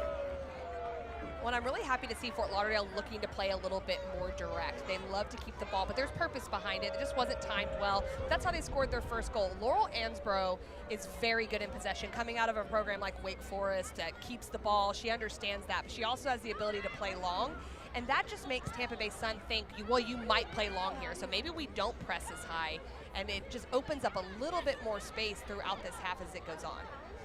Flint out-muscles 2 defenders, flicks it out. Zaid hits it sharply, but intercepted on the pass attempted for Jamota. Ansbro takes it over.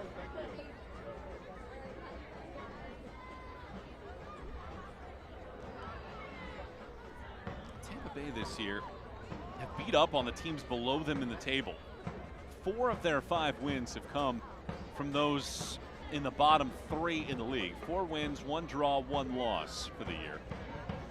Against the top 4 in the USL Super League, 1 win, 3 losses, and 3 draws. Here's Gordon. Gordon measures. Gordon rips this ball past the keeper, and Shania Gordon makes it a second. Silencing the crowd and elating her family.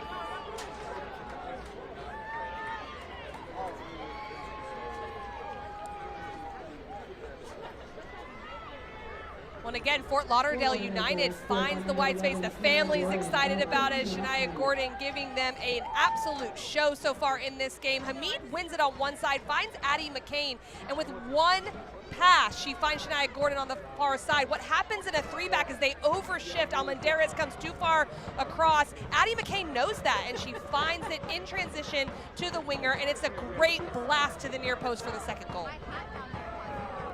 2 goals in the span of 5 minutes.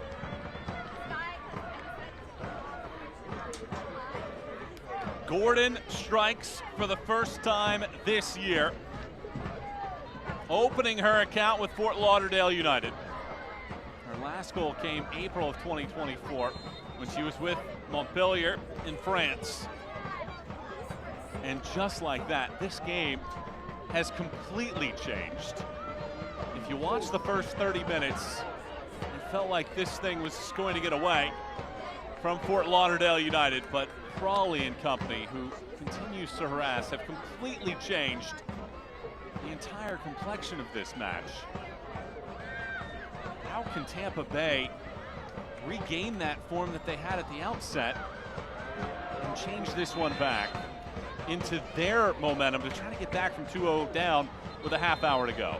Well, they have to settle. They have to stop it from happening again, because a third goal certainly puts this game away. There's still some time left in the game, so you do that by bringing your wing backs a little bit further back if you can't get possession, or maybe you bring in a sub, and that's what it looks like they're doing right now coming into the game. More speed coming in up top. Some changes here for Tampa Bay. Vivian Bissett replaces Paige Almendarez. And Natasha Flint will not score for a 4th consecutive home match. And she gets taken out of this match as well.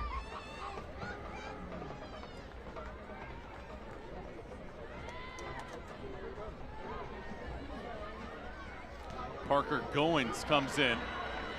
Here's an acceleration right out of the gates. Looks like Nielsen took a tumble right around the right side of the goal mouth.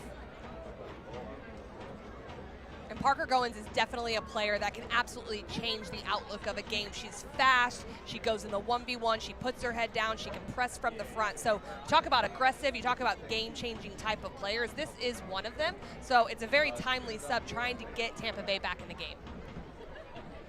Something needs to happen now for Tampa Bay Sun, a team that's won 3 consecutive home matches and have scored multiple goals in each of those. Unable to get anything going so far. And now our sights turn to Nielsen, who took that tumble inside of the box, and that is a very key piece to this, with her 4 goals for the year. And having just taken off Flint with her 4 goals, he can ill afford to lose another big piece of this 3-headed monster, 3 of the top 5 goal scorers in the league.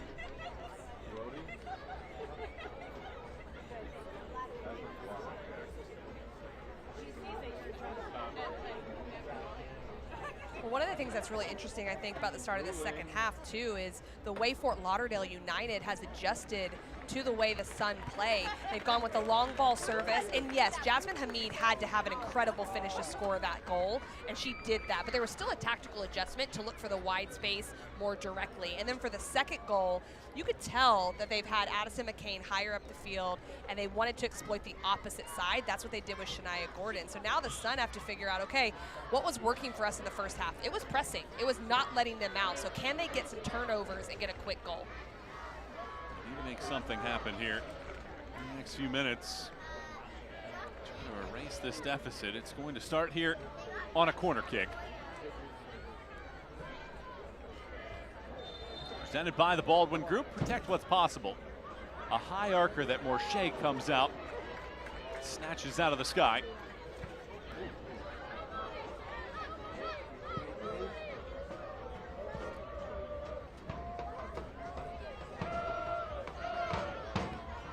Stay up to date with the USL Super League. Sign up for the Super League newsletter. Get news about your favorite team and stories from around the league delivered directly to your inbox weekly. Sign up at uslsuperleague.com/newsletter. Can Tampa Bay strike back, trailing 2-0 after goals from Hamid and Gordon 5 minutes apart? Zaid chases, but will not have the afterburners to reach.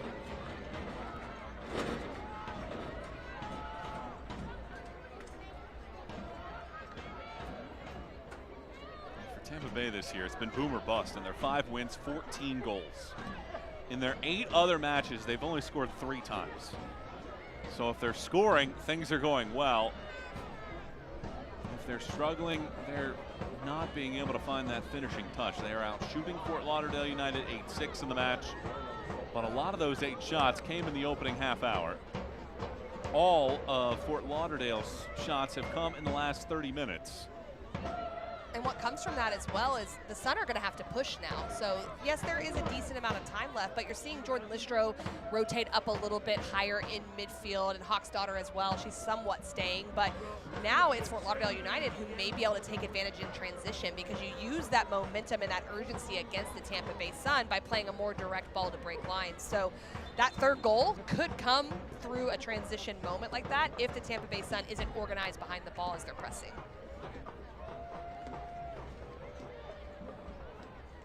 Last 3 goals that Fort Lauderdale United have allowed have come in the second half. The majority of the goals that they've yielded have come after the halftime break, but trying to keep this clean sheet. Nasello trying to change that. Nasello, 2 defenders around, wins the race around Lindahl, chops this one in, takes a bounce off of Jamona. Morshea leaps through the air and keeps it out.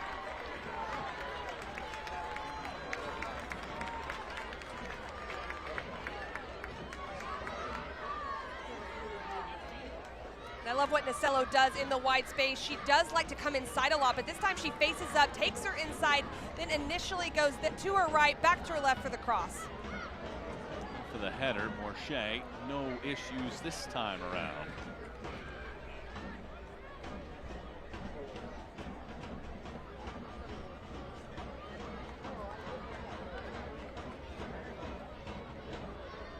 Set Morshea, making her 8th start of the year, looking for a 3rd clean sheet in her last 4 starts. Played at Texas A&M, bounced around. She was with Montpelier most recently. Has now made 3 saves in the match after having just 6 in her first 7 starts of the year. Prawley chases after this one. Prawley with choices. Prawley takes it herself and shovels it just wide.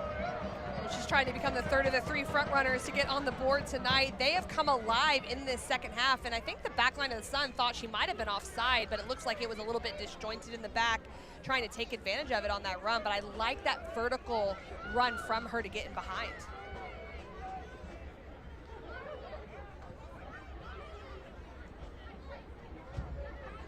Nasello sprints to the middle of the park. Cuts it across. A lot of time left for Tampa Bay, trailing by 2 goals. This ball's well weighted. Listro in stride. Listro throws it through. Second chance at it. Hawksdaughter out for Zaid. Zaid likes to fly this ball across. It bounces over Jamona's head. Nasello waits. Nasello clips it in. Morshea punches it out to the top of the 18. McCain funnels along. Back to get it is Hamid. We weren't seeing that in the first half from Fort Lauderdale United. Gordon and Hamid were really high up the field and not coming back on the wing backs of Tampa Bay Sun, and you can see it's helping them secure possession when they are trying to play out.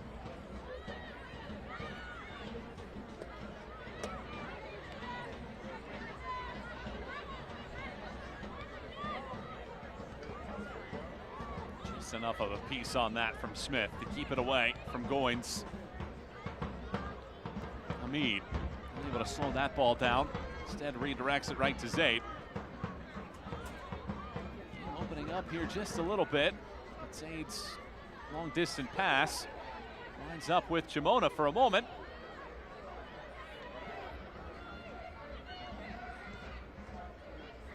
I think one question that any coach will ask is, when you're in situations like this where you feel like you might have been the better side for a long time and now all of a sudden you're down 2-0, who's the player that steps up to try to change that and get your team back into it?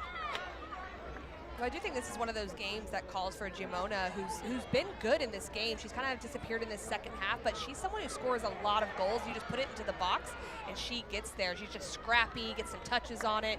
It's kind of calling for that right now on a corner kick or a throw-in or whatever it may be, and someone like her gets around the penalty box. Nobody will be around Zaid here if she wants to go quicker with this throw. So Fort Lauderdale United will backpedal this time around. Hamid is slowly walking over. She will not use the front flip throw.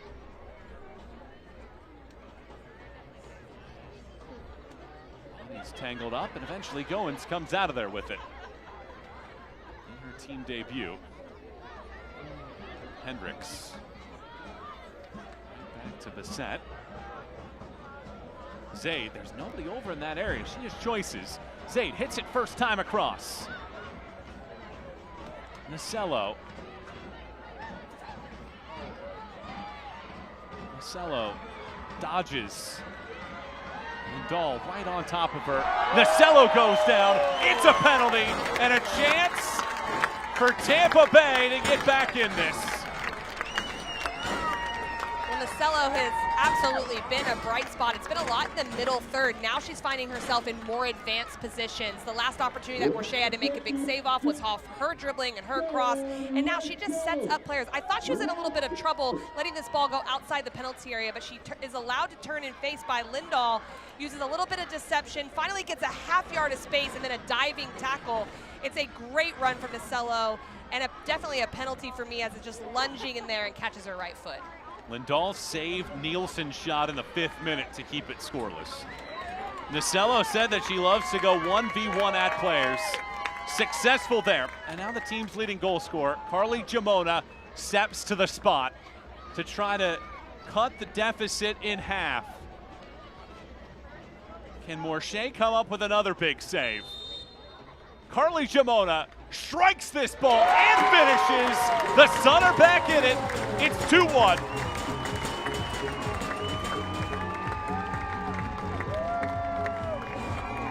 Well, we certainly talked about it. They needed something. They needed something in the penalty area, set piece, and that's what they earned. They get this foul, they get the penalty, and who other than Carly Gimona to step up and take it. It starts with Nacello, just going in them 1v1, not enough covering shape there from the center back, and then Gimona just really comfortable. She looks like she knows what she's doing the entire time. Morshea tilts a little bit to her left, and Gimona just comes across her body for a great finish.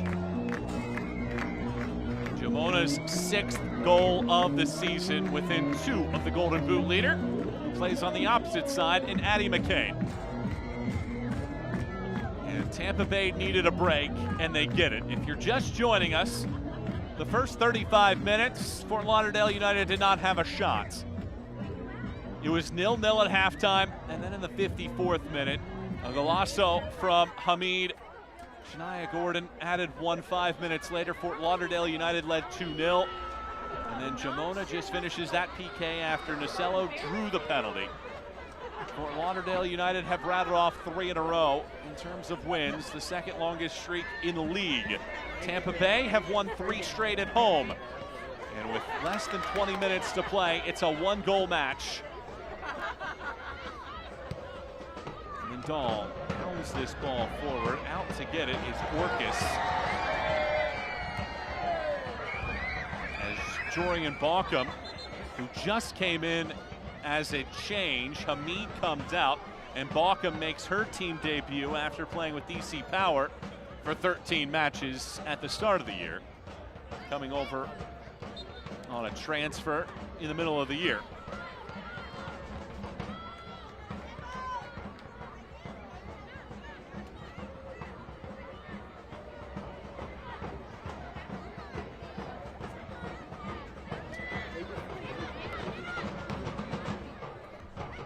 Gordon, Lindahl plays it back. Raji taps it around Listro. And now Baucom was the intended target. It bounces out. Goins gets just a piece, gets her jersey tugged, and a foul is whistled. A free kick coming here for Tampa Bay Sun. Just when this stadium had started to get silenced, just when it felt like Fort Lauderdale United was going to be able to put this thing on cruise control. rejuvenation around Riverfront Stadium here in Tampa Bay. And this Florida derby showcasing two of the league's top 5 teams jockeying for that 4th position.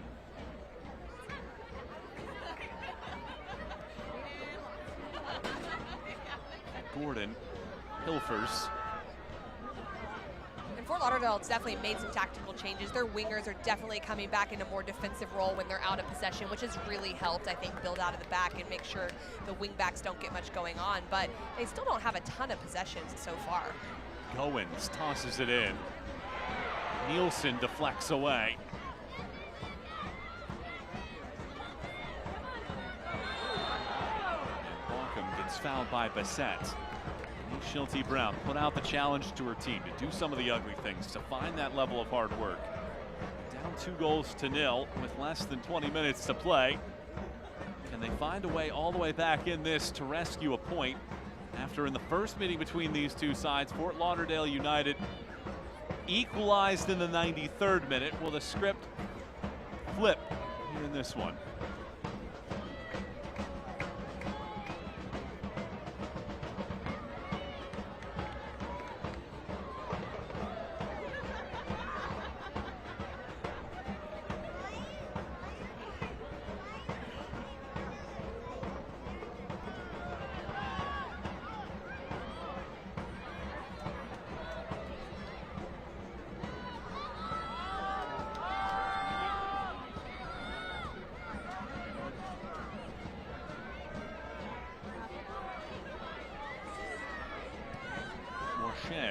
Likes to go long. This was the trouble that Fort Lauderdale United had in the first half hour of this match, trying to play it direct and giving possession right back to Tampa Bay.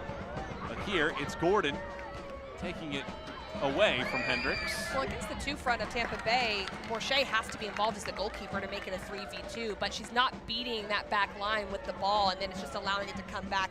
Right now, though, Fort Lauderdale's doing better, trying to win those 2nd and 3rd balls, which has allowed it to be a little bit easier than we saw in the first half. Gordon bounces it off. Marcello along the sideline, and Lindahl now will step forward to take the throw. They have only scored twice in the final 20 minutes of matches this season. Entering the night, they get one so far, looking for a second, but now being forced to defend.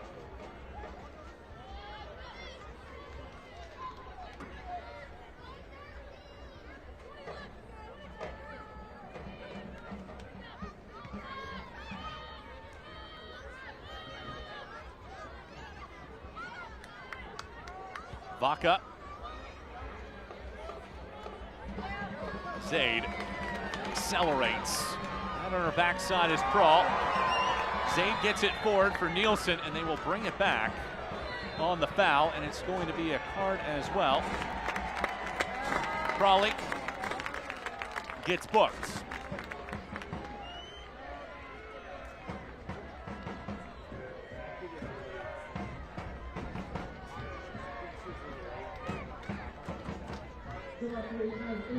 Second yellow card for Fort Lauderdale United player. Gordon picked one up in the final couple minutes of the first half.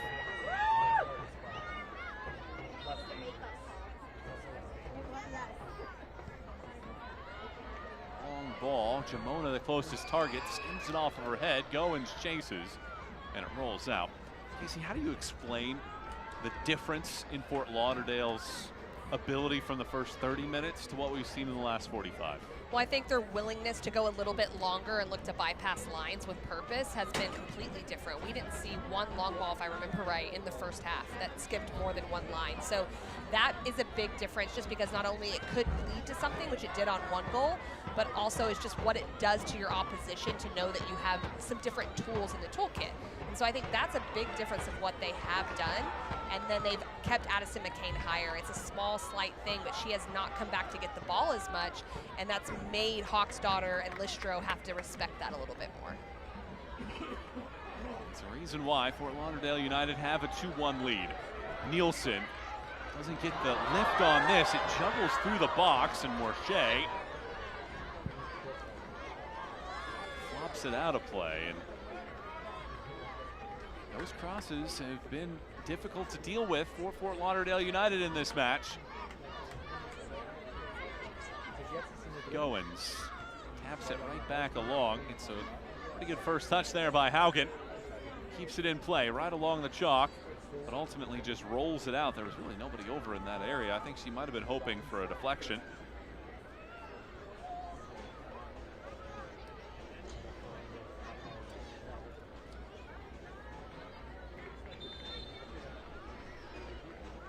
Tampa Bay preparing another change here.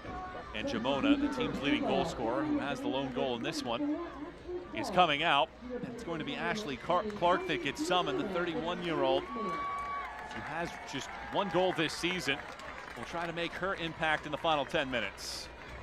And this is a player that comes in and always looks to create shots on goal. She's always looking for some kind of half chance. I think that's really important in a moment like this. Going into the final 10 minutes, you want someone that doesn't need a lot of time, that just says, I want to be a difference maker right away. So you can see her insertion helping Tampa Bay. It was scoreless at halftime. Hamid scored in the 54th minute, and Gordon added one more in the 59th minute, and Fort Lauderdale United led 2-0 until the 70th minute when Nacello drew a penalty and Jamona tucked it away. So we sit at 2-1 with 10 minutes to play. Michael Wattreng and former North Carolina Tar Heel Casey White and our entire crew. Great to have you on board here on Peacock for the return of the USL Super League. A season that will extend into late May before the playoffs.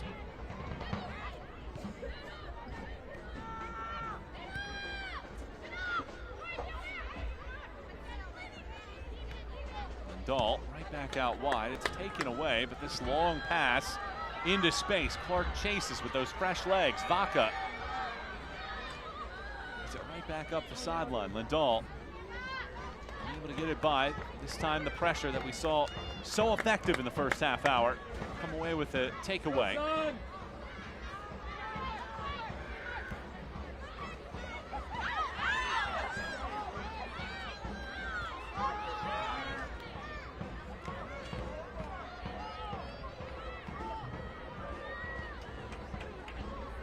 This pass into the box. Clark tries to get the head to it and cannot do so. Morshea covers ground well. In the run of play, she's been fantastic tonight. Has 3 saves on the match. And despite an expected goals number of nearly 2 for Tampa Bay's son, her play has ensured that her group has a 2-1 lead. Zaid. Clark. Slices it forward. Listro was trying to stay on side, couldn't get the wheels going in time.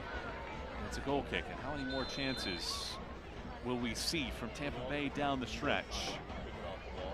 Lauderdale United making a change defensively. Cameron Brooks, the 24-year-old out of Round Rock, Texas, replaces Lindahl, who played well, minus that one big mistake on the penalty that she conceded. She did, and she did well getting into the attack as the game went on. I think this is a more defensive sub. Also, you've got her that had committed the foul, so there's that little bit of that, the mental side of it too, to finish off the game. Bring in some fresh legs and just try to see it out as you have the 2-1 lead.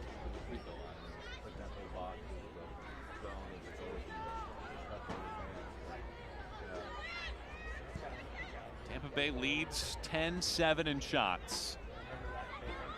In the second half, Tampa Bay just 2 attempts. Owens takes it away.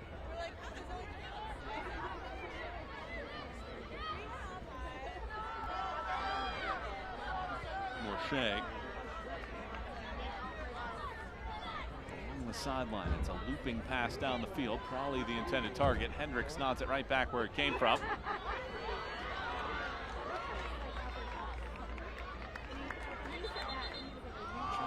Start things quickly. Jacqueline Metz doesn't allow it to happen, much to the disdain of the fans and the bench. The inaugural USL Super League season has officially begun. Visit USLSuperLeague.com for all the latest info, analysis, insight into all things Super League.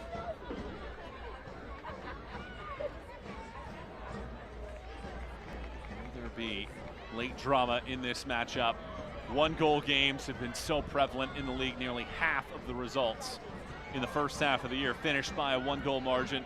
6 of the 9 matches this year for Tampa Bay have been 1-goal games. Front flip throw barely gets to Hawk's daughter.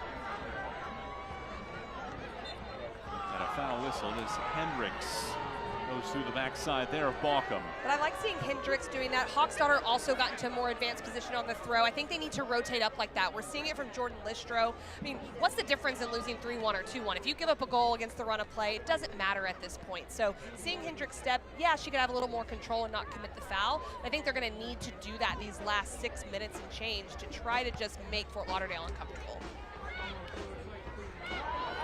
Dazzling move there by Nasello, but Vaca maintains her position and then throws the elbow up. Nasello, though, is the one that's called for the foul.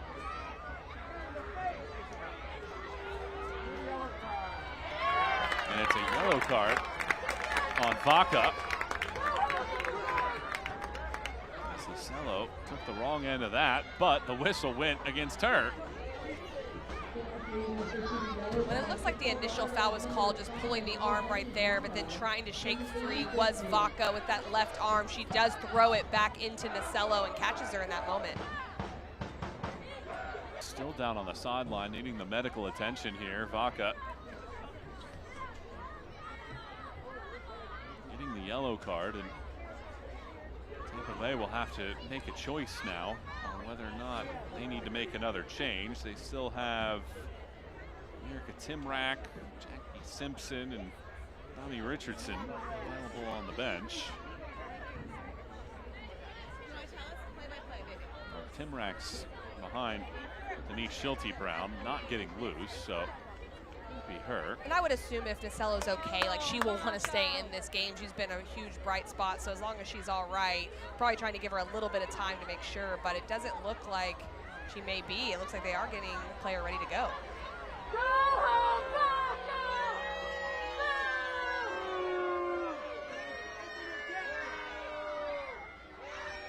looks like it's going to be Jackie Simpson's debut for the club.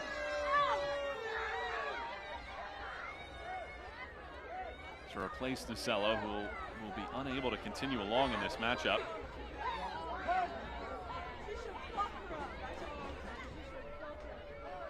Well, if it is Jackie Simpson that's going to be coming into the game, she's really good in the air. She's good on set pieces. Who better to bring into the game right now when you are down a goal? And so you're hoping for some fouls, you're hoping for some corner kicks maybe, some turnovers, fresh legs, and someone that has been there all season, understands what they need, and has an opportunity to come make a difference.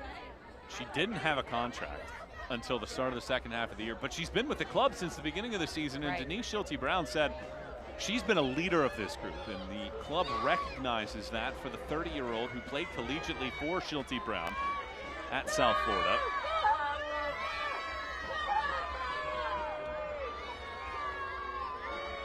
So this will be a concussion substitute.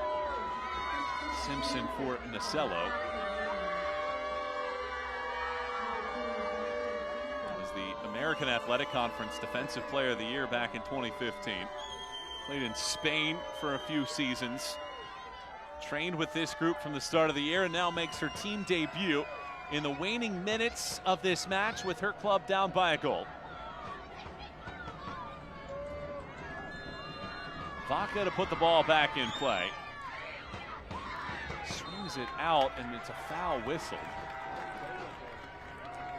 Well, that's the first opportunity we've seen for the Sun to have to defend a long service free kick, which is something Denise Schulte-Brown talked about that she was not happy with in the fall. So yes, the foul was called, but they were able to clear it out. So that's good. Keeps them in games like this so they can get numbers forward.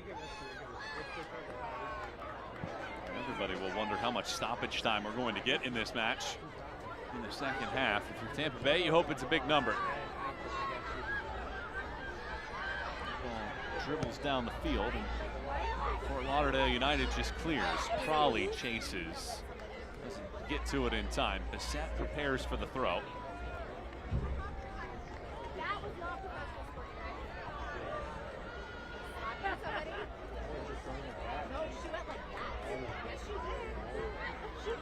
Direct ball into the air.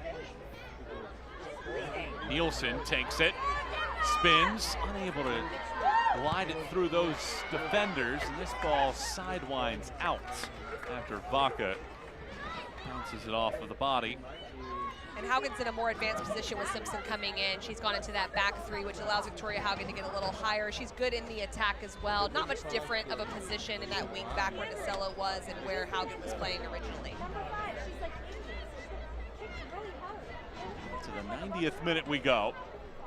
Goals in the span of 5 minutes in the second half for Fort Lauderdale United, the difference. Hamid in the 54th, Gordon in the 59th. Jamona added a penalty kick in the 71st to trim the margin in half. Michael Watring and Casey White with you here in the return of the USL Super League for the second half of this inaugural season. Hearing 8 minutes of second half stoppage time.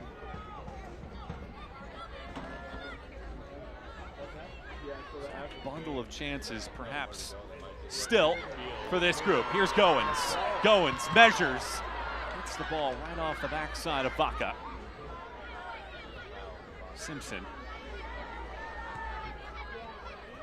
Goins. Trying to give it right back to Simpson. Cannot do so. Balcom back. Confirmed 8 minutes of added time here in the second half. Vaca clears it away. An injury with Balcom down. She was asking for a foul but never got one after the attack of Goins.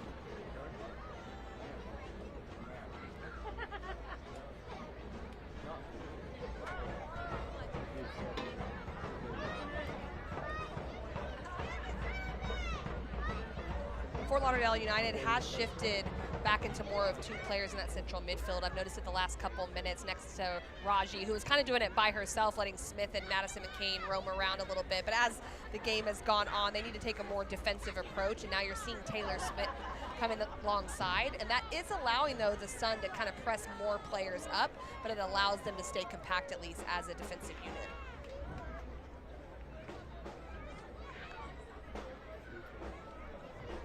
Balcom entered this match in the 73rd minute. And it looks like Fort Lauderdale United is going to make a couple more changes here.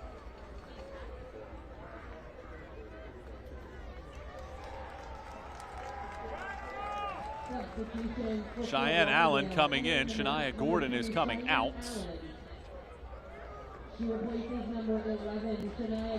Gordon's goal stands as the game winner at this point.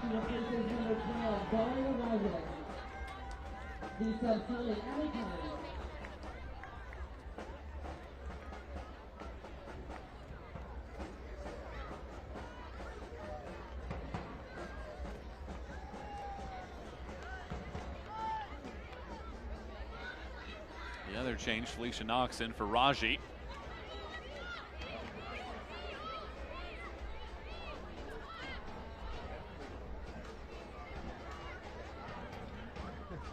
That duo will provide some fresh legs to try to finish this one out. Arcing looping ball in that just misses Nielsen's foot. Had she been able to corral that, it might have been an opportunity for Nielsen to make a turn inside of the 18. Instead, it rolls out, and more precious time can wind off the clock here. And I think Felicia Knox not only coming in with fresh legs is important, but her sophistication on the ball, her comfortability under pressure to be able to break lines. That's something Fort Lauderdale needs in these last few minutes of the game, just to kind of put their foot on the ball, take the air out of the game, because the Sun are going to be chasing all over the place. Lauderdale United entered with their second 3-match winning streak of the year. They also did so in September and October. And now looking for a new club record here in year one with a 4th consecutive win.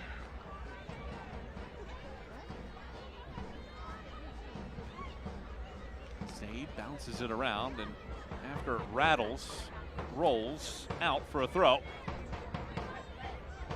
These two teams entered separated by a point on the table. This could be a 3-point swing and a 4-point edge for the final playoff spot after tonight. Goins hits it first time. It winds up in the middle. Clark takes a tumble. She draws the penalty, and Tampa Bay have a chance to tie it up in stoppage time.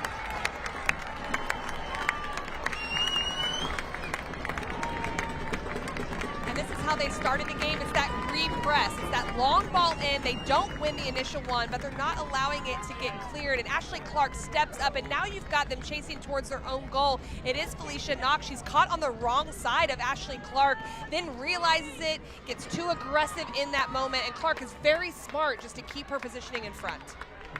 And it's Cecile Nielsen stepping to the line with a chance to tie the tally. How about this?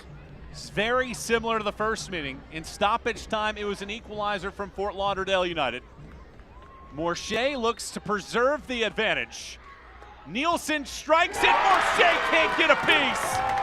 Nielsen scores and ties the tally at 2 in the 95th minute.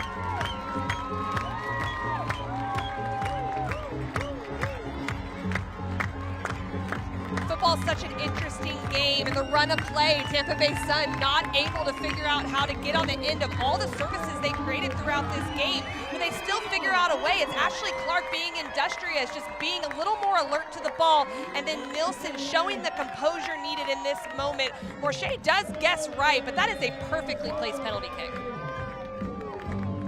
Nielsen scores for the 5th time in 2024-25. And just like that, we are all level at 2 apiece. Will there be 3 more minutes left in this matchup? Will either side be able to get all 3 points? Fort Lauderdale United reeling now. A 2-goal lead has evaporated, and a 3-match winning streak on the line in this one.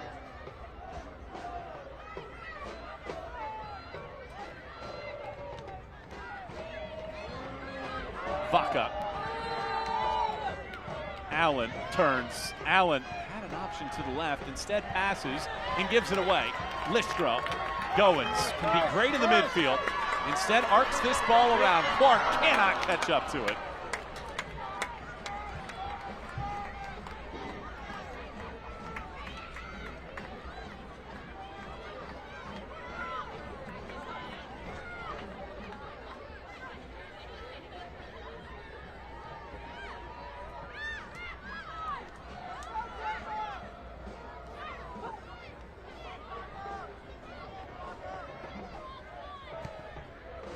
Long ball from McCain, chasing is Prawley, and touches it out, and it's a throw and not a goal kick.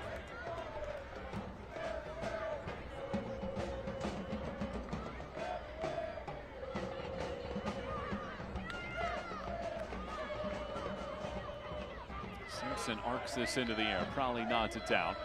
McCain, league's leading goal scorer,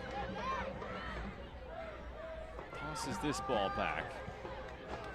Long, direct ball, skims off of a head, rolls towards the corner flag. Allen watches it out, and Fort Lauderdale United will not have a corner because the flag's up for offside. Well, that was going to be really interesting because it's going to be a defensive set piece, and the Tampa Bay Sun are going to have to figure that out, and that's been one of their focuses, but they do escape that narrowly.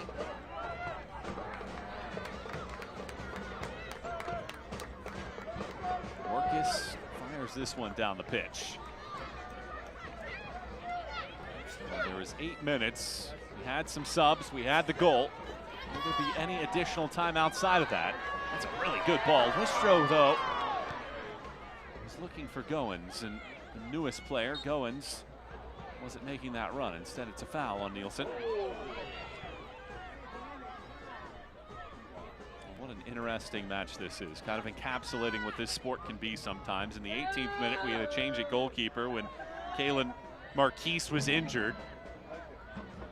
Fort Lauderdale United didn't have a shot until the 36th minute. They score the first 2 goals of the match. Lead 2-0 with 70 minutes in the books. And then they concede 2 penalties in the final 20 minutes, including the 95th minute. Jamona and Nielsen both convert, and we sit tied at 2 apiece. Well, that's just what's so interesting about soccer, and just the way the goals were scored for Fort Lauderdale United are kind of against the run of play, great finishes, great awareness tactically, and then you get 2 penalty kicks. I mean, there's just some weird moments in this game, but both teams just figuring out how to stay in. Prawley chases, slides that ball away, And it goes out for a goal kick, I believe. No, it's a corner, rather.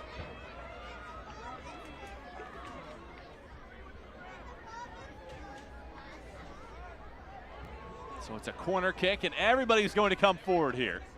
We're into the 100th minute of play now, and it is a defensive set piece. Denise Schulte-Brown said that her team was the worst on set pieces in the league. Here's this cross coming in. Orcus gets both paws to it. Right back to where it started from. A second phase action. A couple headers away. Brooks, it's lobbed back in. McCain gets a piece. Orcus saves. The league's leading goal scorer nearly snuck one past, but Orcus rescues. Nielsen hits this ball from midfield, and Morche was retreating to get there in time.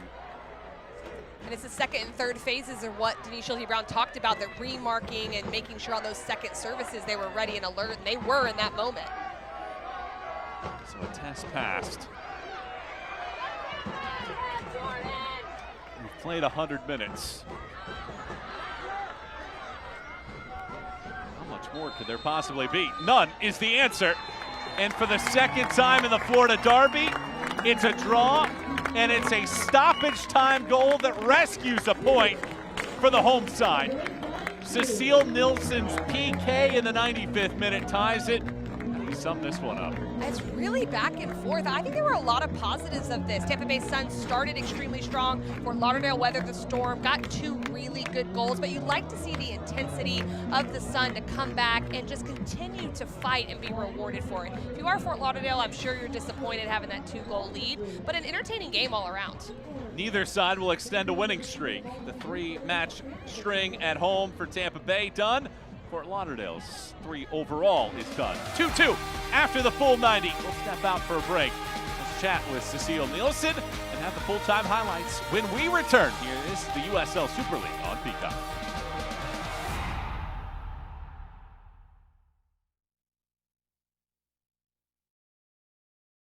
At 7 p.m. This is our moment. Flex plans and single day tickets are still available. Visit our ticketing team on the West Concourse at Gate A, section 101. The Tampa Bay Sun MC.com/tickets, or you can scan the QR code that will throw up on the screen. Have a great night, drive safe, and let's go Stars! I gotta get Kim some.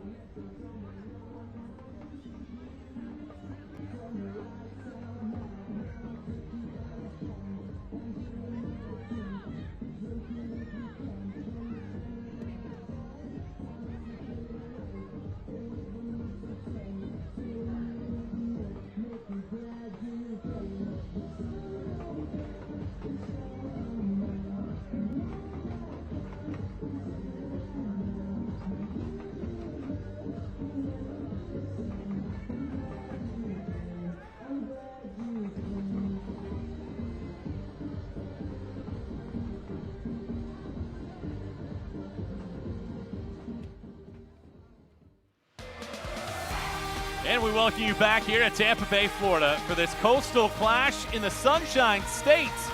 2-2 is the final score here tonight. Michael Watring, Casey White recapping a wild evening in this one. Scoreless at halftime, and Fort Lauderdale United captured lightning in a bottle, and in the 54th minute, we had one of the goals of the year, turned in by the reigning USL Super League Player of the Month, Jasmine Hamid. Well, based on the first half, we didn't expect this from Fort Lauderdale, going direct from Laurel Ansbro into Hamid's feet, and Haugen just allowing Hamid to come inside. But what a great strike right there. Gets it outside the post, puts enough bend on it that goes around Orchids into that side netting. It was 1-0 at the time, despite the fact that Fort Lauderdale United didn't have a shot until the 36th minute. It would take only 5 more minutes, and yet again, it was a long ball that found the way over to Gordon, who finishes for her second goal of the year. And the back three was overshifted. Addison McCain has eyes in the back of her head, finds Shania Gordon, and Gordon puts it away. It's a great finish, but her prep touch is what does it. Keeps it outside of Almendarez. She can't recover, and a great finish to the near post. And all the energy had been sapped out of this facility. 2-0 until the 71st minute. And Nacella 1v1, that's her game. She draws the penalty. Nacella did a lot of great stuff in the 1v1. A lot of it was in the middle third, then started to get into the final third. Lindahl swipes at her, she draws the penalty, and Jamona steps up, goes across her body with the penalty kick to get within 1 goal of Fort Lauderdale. Fort Lauderdale United, again, defensively strong for about the next 20 minutes, but in stoppage time, it was the substitute, Ashley Clark, finding this ball after going. She just threw it in, and Felicia Knox, who had just come onto the field, commits the penalty. And there's just a little bit of a lack of discipline right there from Felicia Knox coming from behind, and then Cecile Nielsen steps up. I love the composure, how she opens up right at the last second, but gets enough power on it for the equalizer. Her 5th goal of the season ties the score at 2, and that's how we finish in this match. A 2-2 draw between Tampa Bay and Fort Lauderdale. We're now joined by Cecile Nielsen. Thanks so much for taking some time with us. How do you summarize the effort